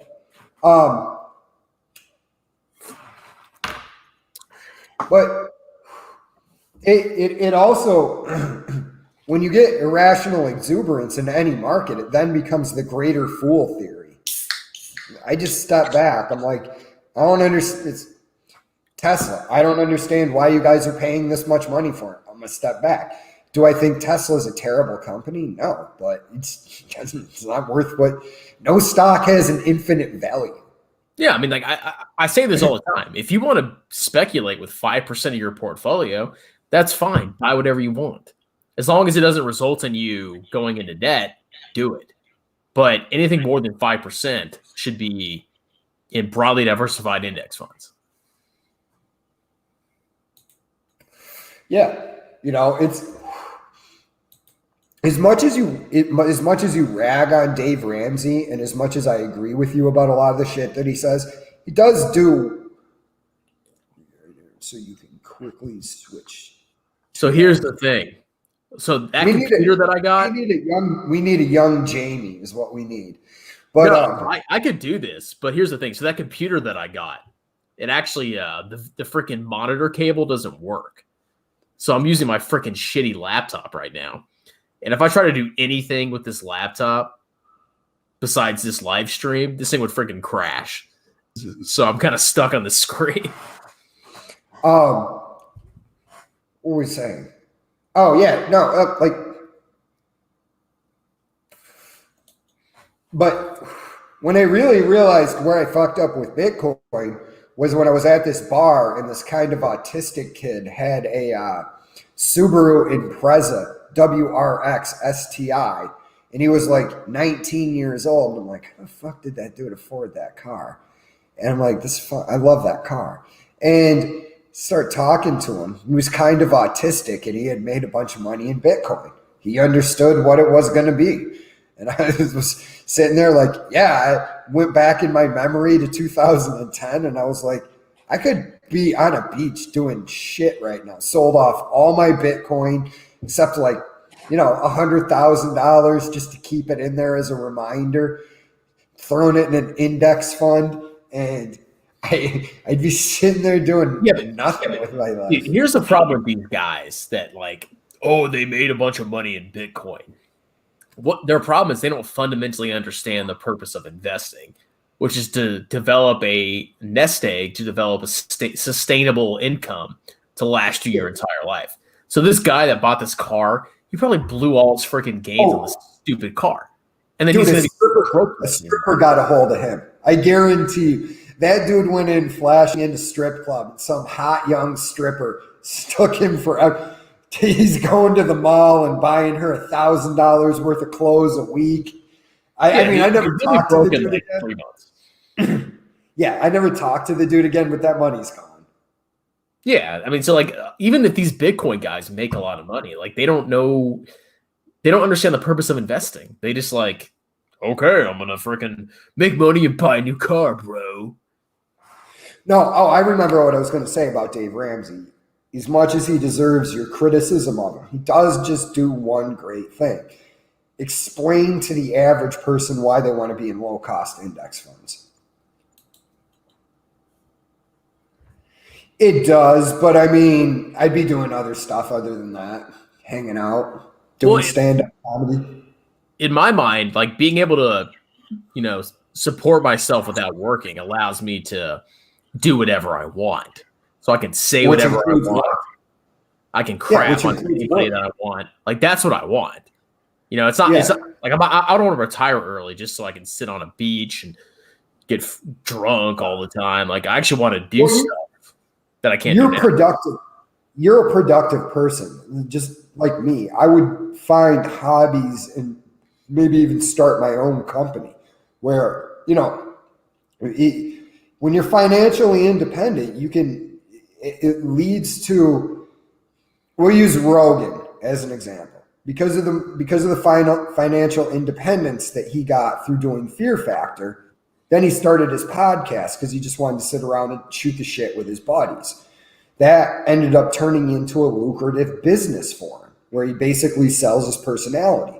But without his financial independence, he would have never been able to sit around doing something unprofitable that eventually turned profitable. Yeah. I mean, like, that's the whole point. Like, you don't want to, if you just want to retire to sit on a beach, yeah, you're going to freaking die very quickly. But it's more about the freedom aspect. Like, you're free to do whatever you want. If I won the lottery tomorrow, I would start my own business, and it would be this. I would just outfit a van, do a YouTube channel, and I'd be like, I want to be a stand-up comedian. Here's me just hitting open mics across the nation. Just meet me and a dog, travel in the country. This is how this set went at this bar. This is how this set went. Strangely enough, this set went over well here, and it didn't go over well here. That's what I would do. Yeah. I got to piss, ladies and gentlemen. Excuse me. I just do. Yeah. Ugh.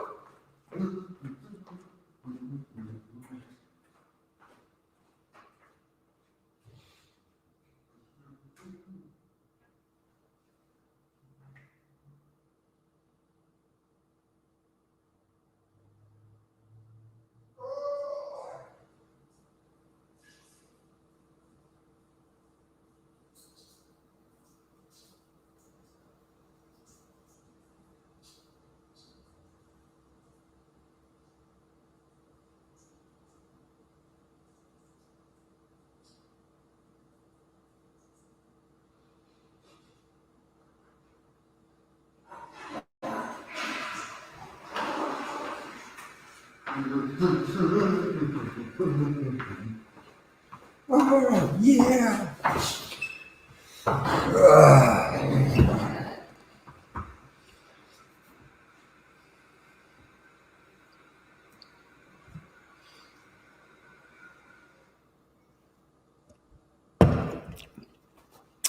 Yeah, I mean, it would. I mean,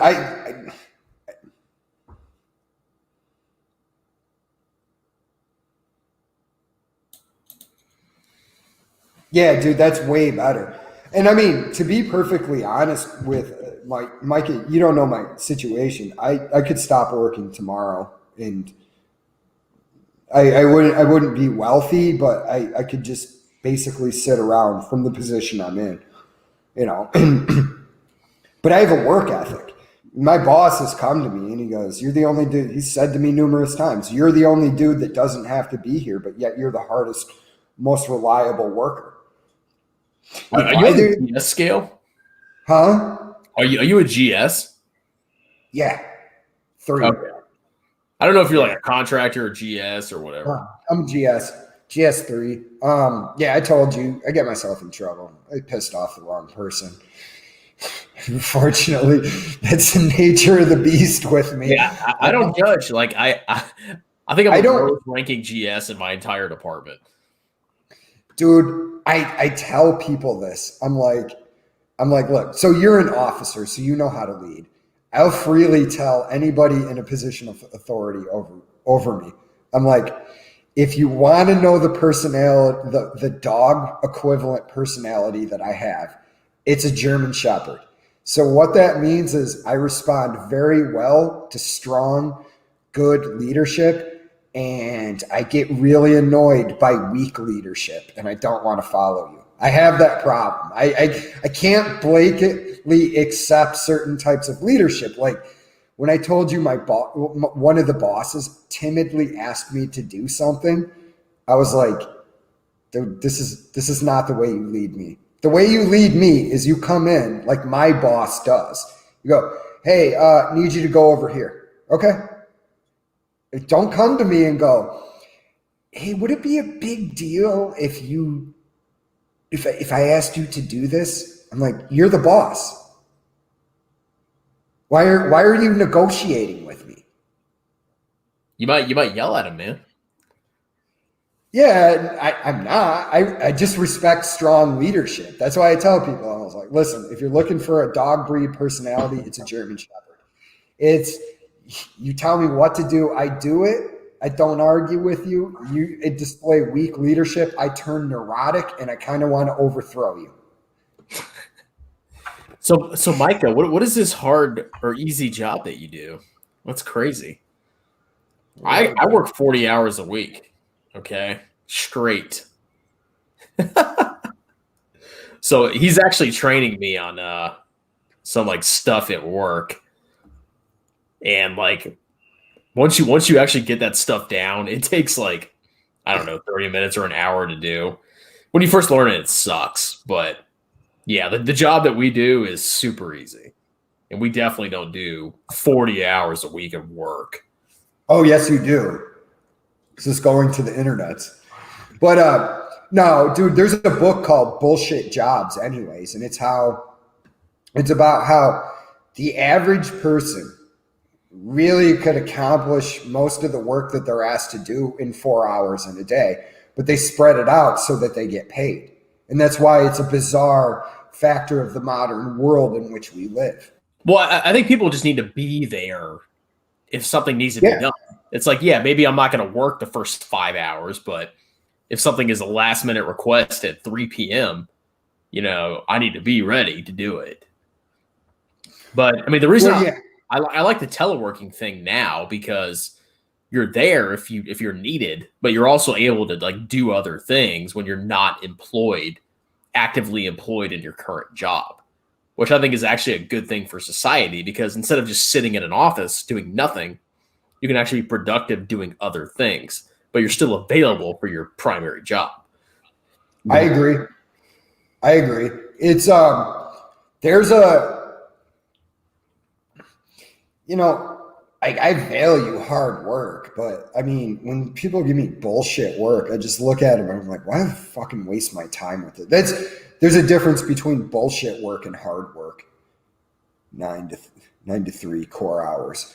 Yeah, because I mean, people come to work and they spend about the first 2 hours sitting there going, look at my emails. We respond to emails. It's not productive. I mean, dude, we're in the federal government, so it's not like private sector where you better get to work and you better work hard because you got to make that money.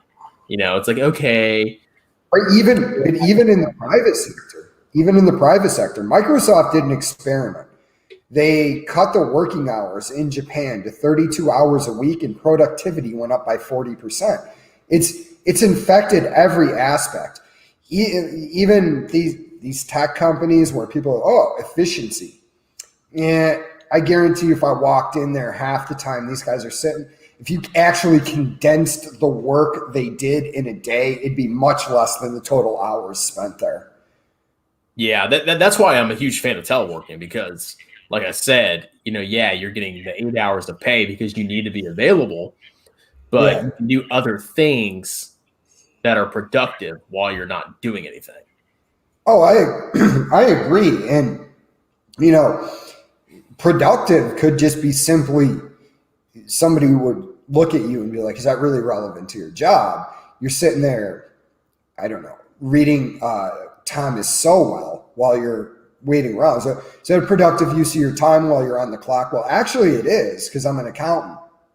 Well, it doesn't matter. What I mean? It's like as long as I am available in my mind, like I'm there and I will drop whatever I'm doing the second that you need something. Then why can't I read more about accounting or why can't I read about economics? I'm learning, but at the same time, I'm there. You need me. Loved working for the Navy. Most days we were let go at noon. That's awesome. Thomas Sowell died? No, he didn't, did he? When did he die? He died in the last week. Yeah, dude. I thought he was alive. Whoa. Thomas Sowell didn't die. I'd know about it. No, he's still alive.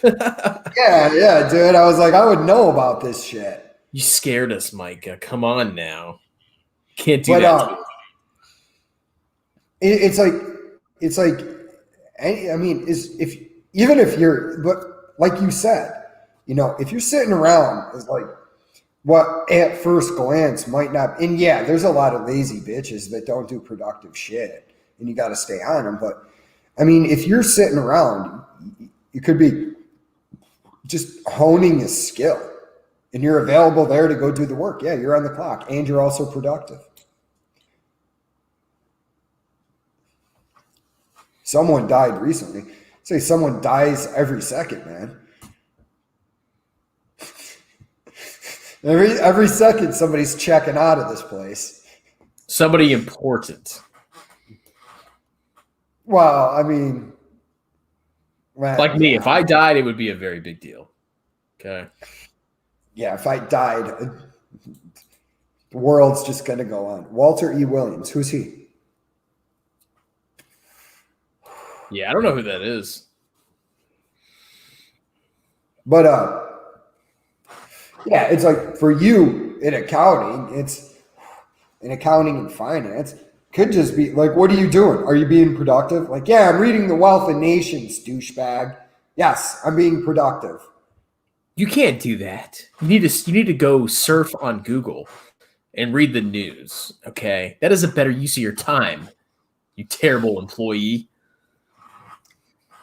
Yeah, the modern work environment is, when you step back and look at it, it's such a bizarre thing. It's like 95% of people just doing shit that they really wouldn't otherwise want to do for a paycheck. Very influential conservatives. Okay, I'll check that dude out. Walter E. Williams. Yeah, I know there's Thomas Sowell and there's Milton Friedman. I wonder if he was the other guy. Walter, I mean, a guy that was out there saying blasphemy that you can't just mindlessly print money. Can y'all see my screen? Yeah. Whoa, this is high tech. Oh, if my computer cracked, I'm sorry. What was his name? No, Walter E. Williams. But yeah, people are going to get yeah, that's exactly what I was thinking about. Shit.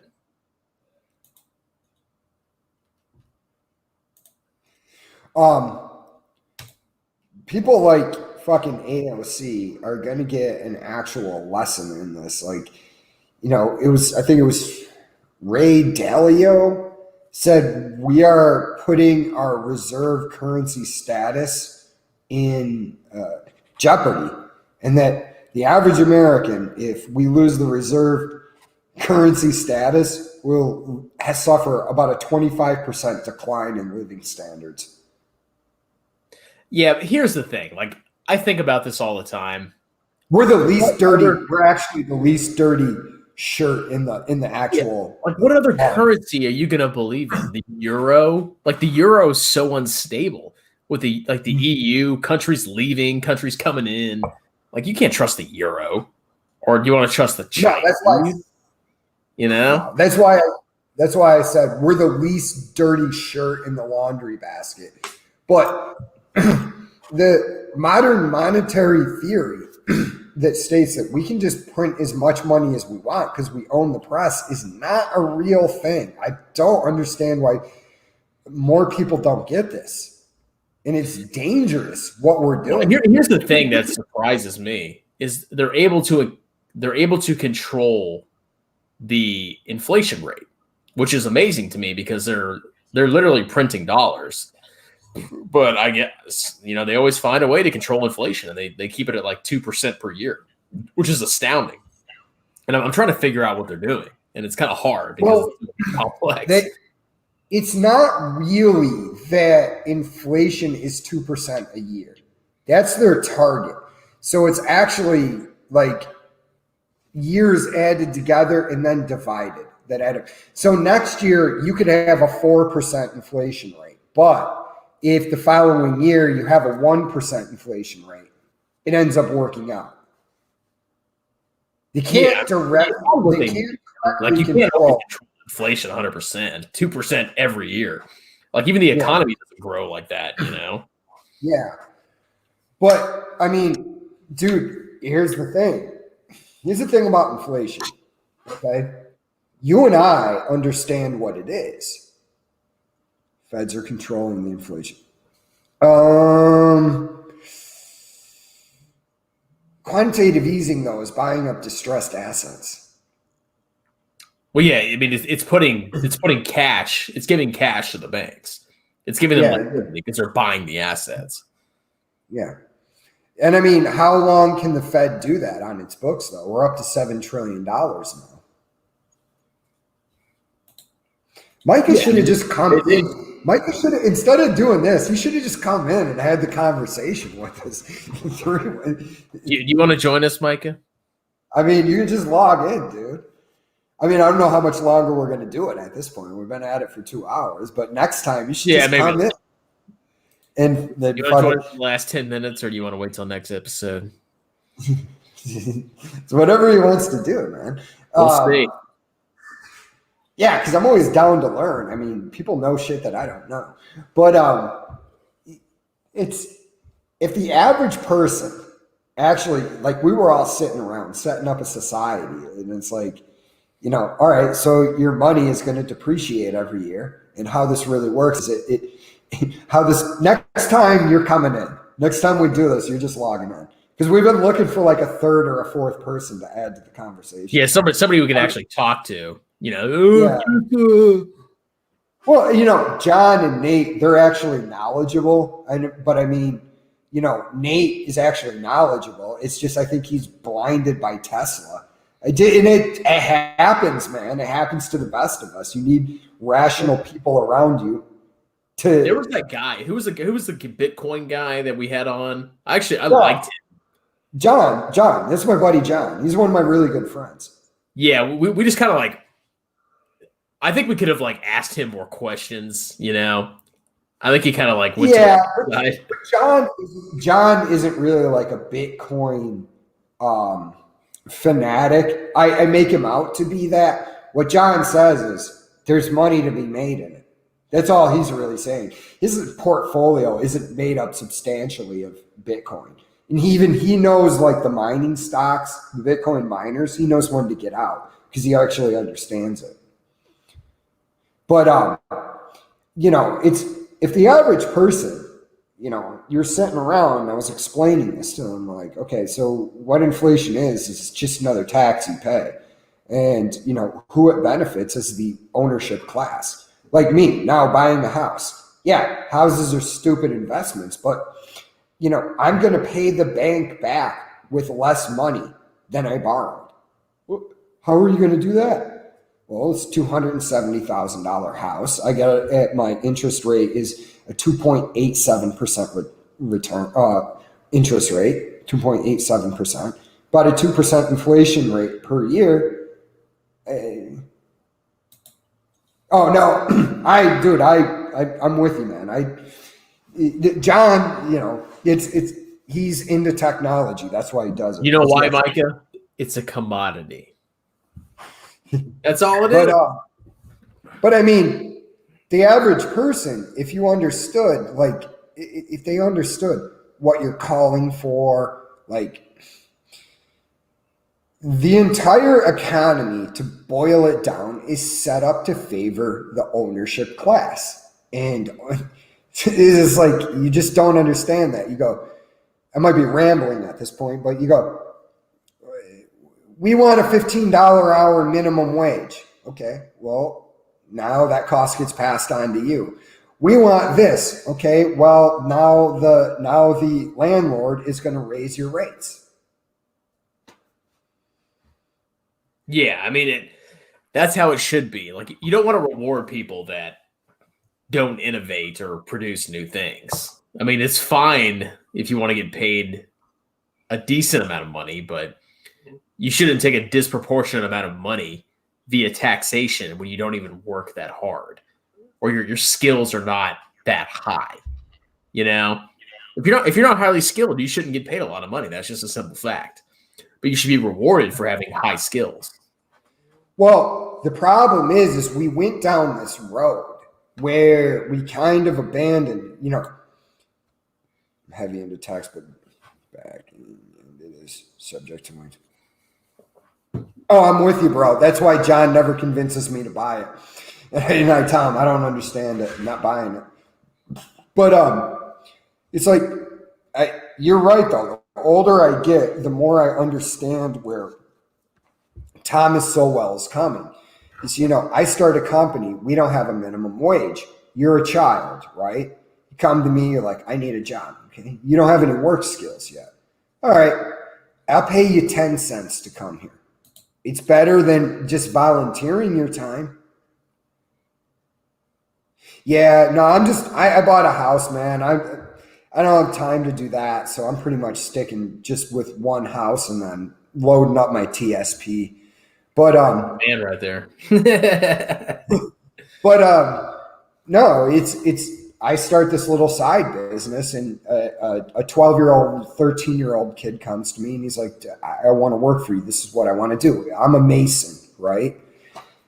If I was a mason, but I'm just using that as an example. I say, okay, all right, I'll pay you 10 cents an hour and you work as my apprentice. Okay, so the kid comes to work. I show him things. He goes and he gets whatever equipment I need and he hands it to me and I start teaching him. Now, he's getting a little bit more skills.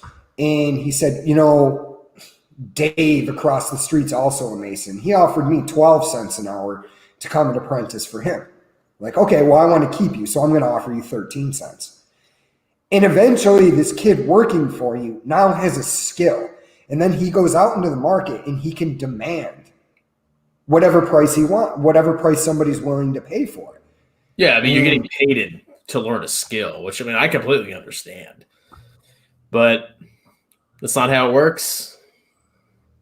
You son of a bitch. You got a better loan than me. What is your loan? 2.87. Oh, you beat me by 0.02%. Mine's a 2.89. Did you get a 15-year or a 30-year? 30-year. Yeah. If you get a 15-year, you'll generally get a better rate. Mm-hmm. Yeah, I can see Dave Ramsey and Micah right now. Getting that 15-year loan. No, I get it. But, all I'm going to do, honestly, with the loan is pay 0.87% more on it. Yeah. So I'm actually going to do a video comparing the 15-year to the 30-year and why I'm so against the 15-year. But at the end of the day, you're not going to die if you get a 15-year mortgage.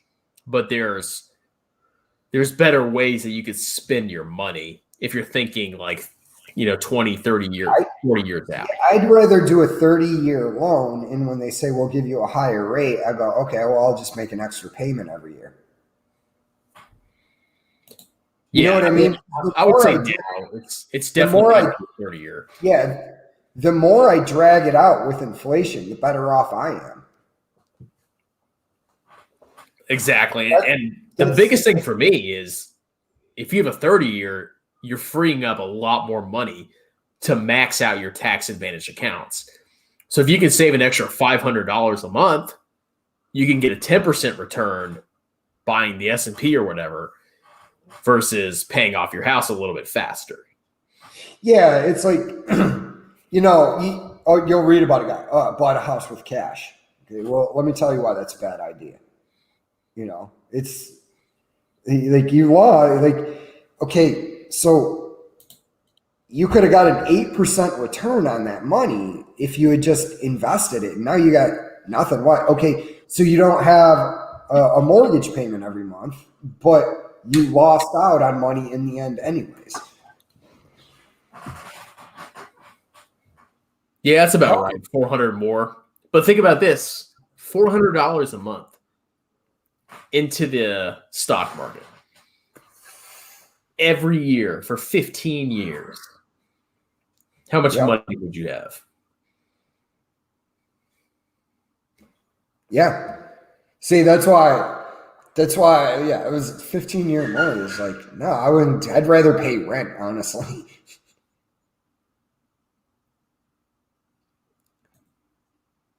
Yeah. But here's the thing. It's all about time. It's not about the amount of money. It's about time. I'll do a video. I'll show you. Well, I mean, it's fine that you did a 15-year. Like, you're not like dumb. Like, you're gonna have a paid off house and you're gonna be able to retire.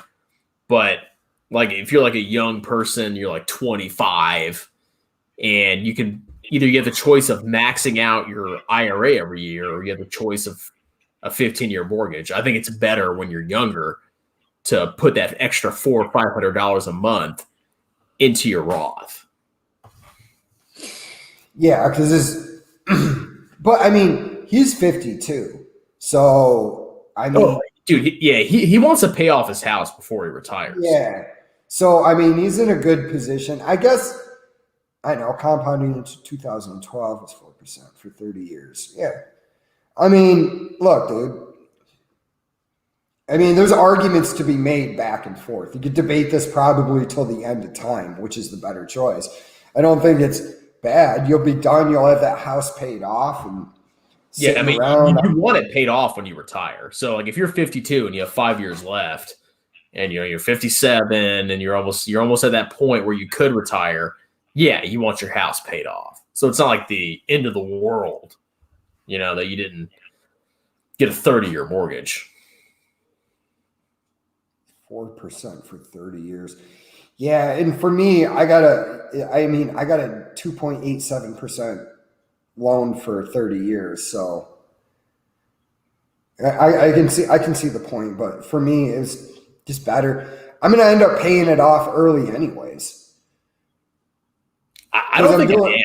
You know what I'll probably do is, I think when I actually decide to retire, if I don't want a payment, I'll probably sell a bunch of shares and then just put that into the rest of the house if I want. But I mean, I'm definitely going to work until my mortgage is paid off, just because it's better to work than do nothing. Well, I'm gonna pay extra, but it's not going to be an exorbitant amount. I don't even know if I'm going to do one extra payment a year, but I'll definitely do extra payment. I don't know if it'll be like the level of the actual mortgage. But it could be just as simple as, at the end of the year, okay, I got $800 sitting around. Boom, I'm going to throw that into the pot. Yeah, I mean, it's hard for me because, like, I could put it in VT or I could put it in my mortgage. I'm like you though. It's like, oh, that fucking VT's looking juicy over there. Oh, it's delicious.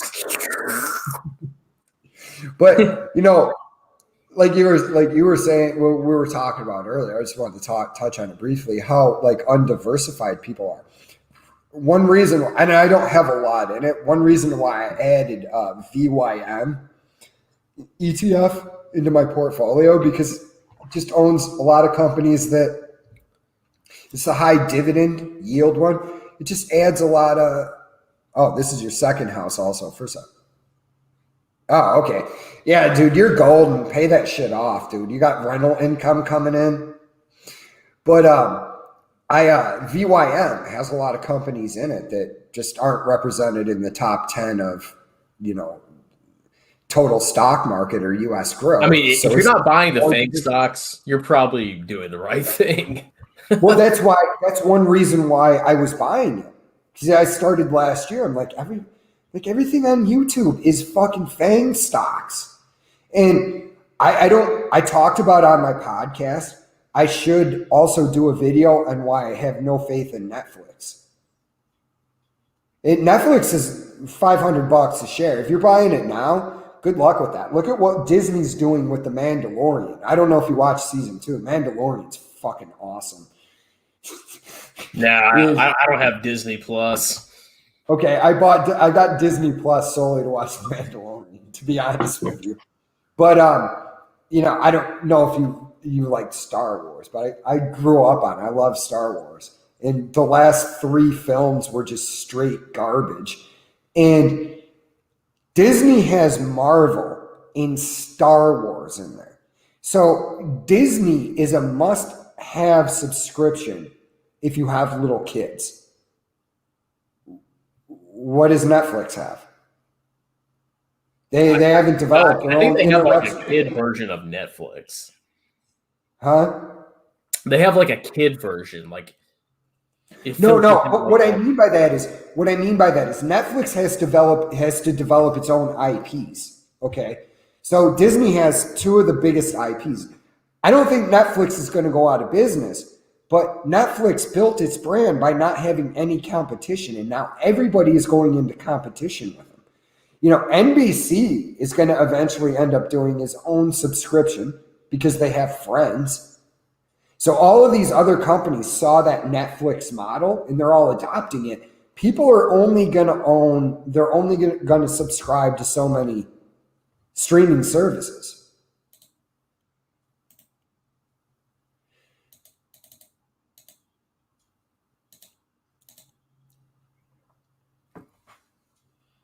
Yeah.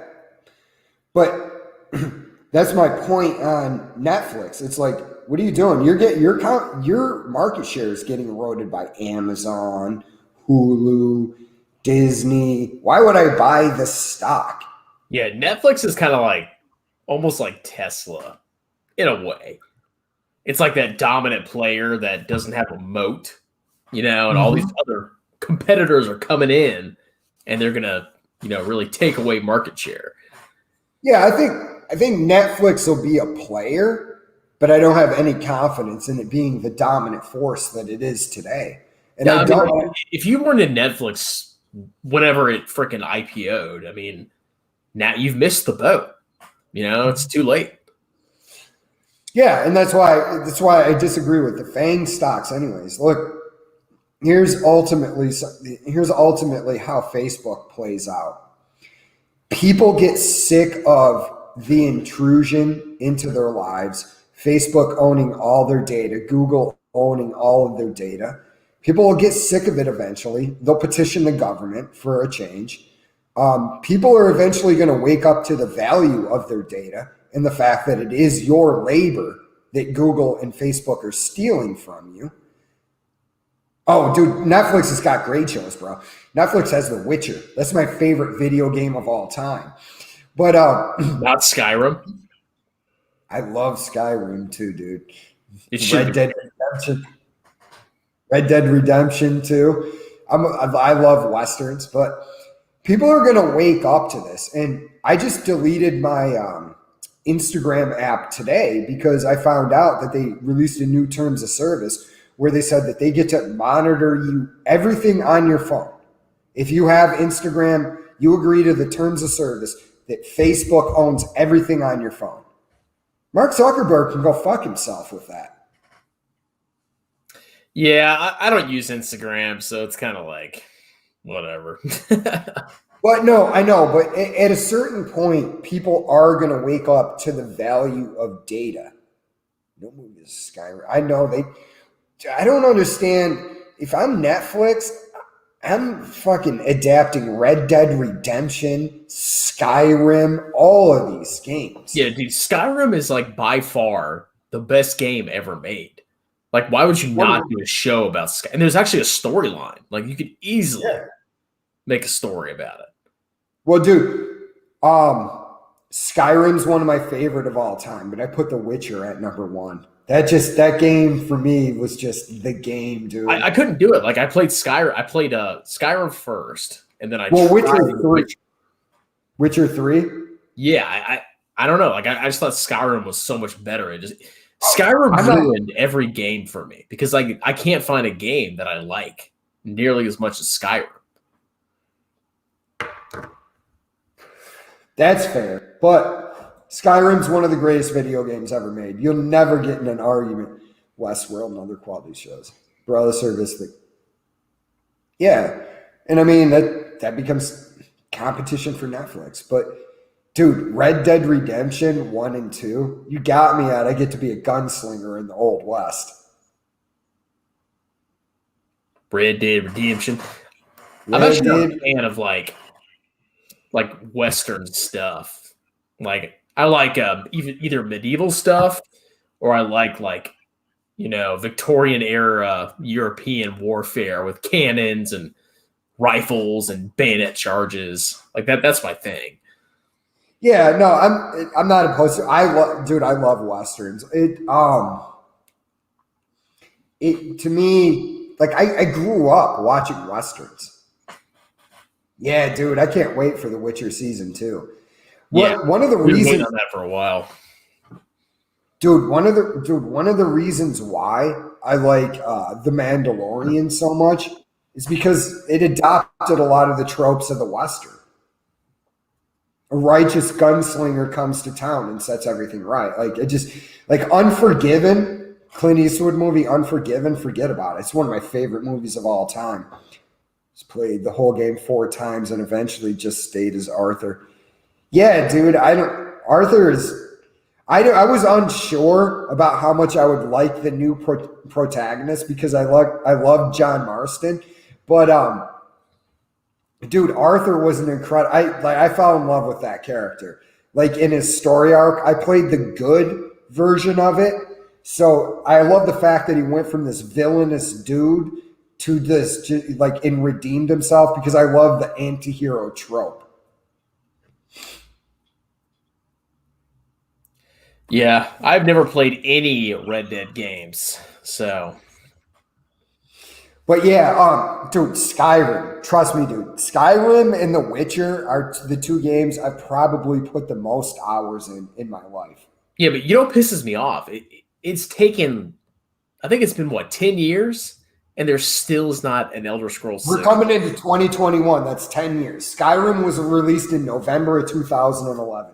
Dude, it pisses me off, man. Like, that was such a great game. And I have to wait 10, 12, 15 years for Elder Scrolls 6.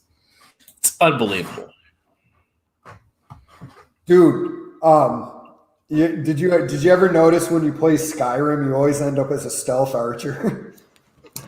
That was my first thing, but I actually like two-handed swords. I kind of see myself as like a titan, cleaving people's heads off and stuff. Dude, I always ended up as a stealth archer.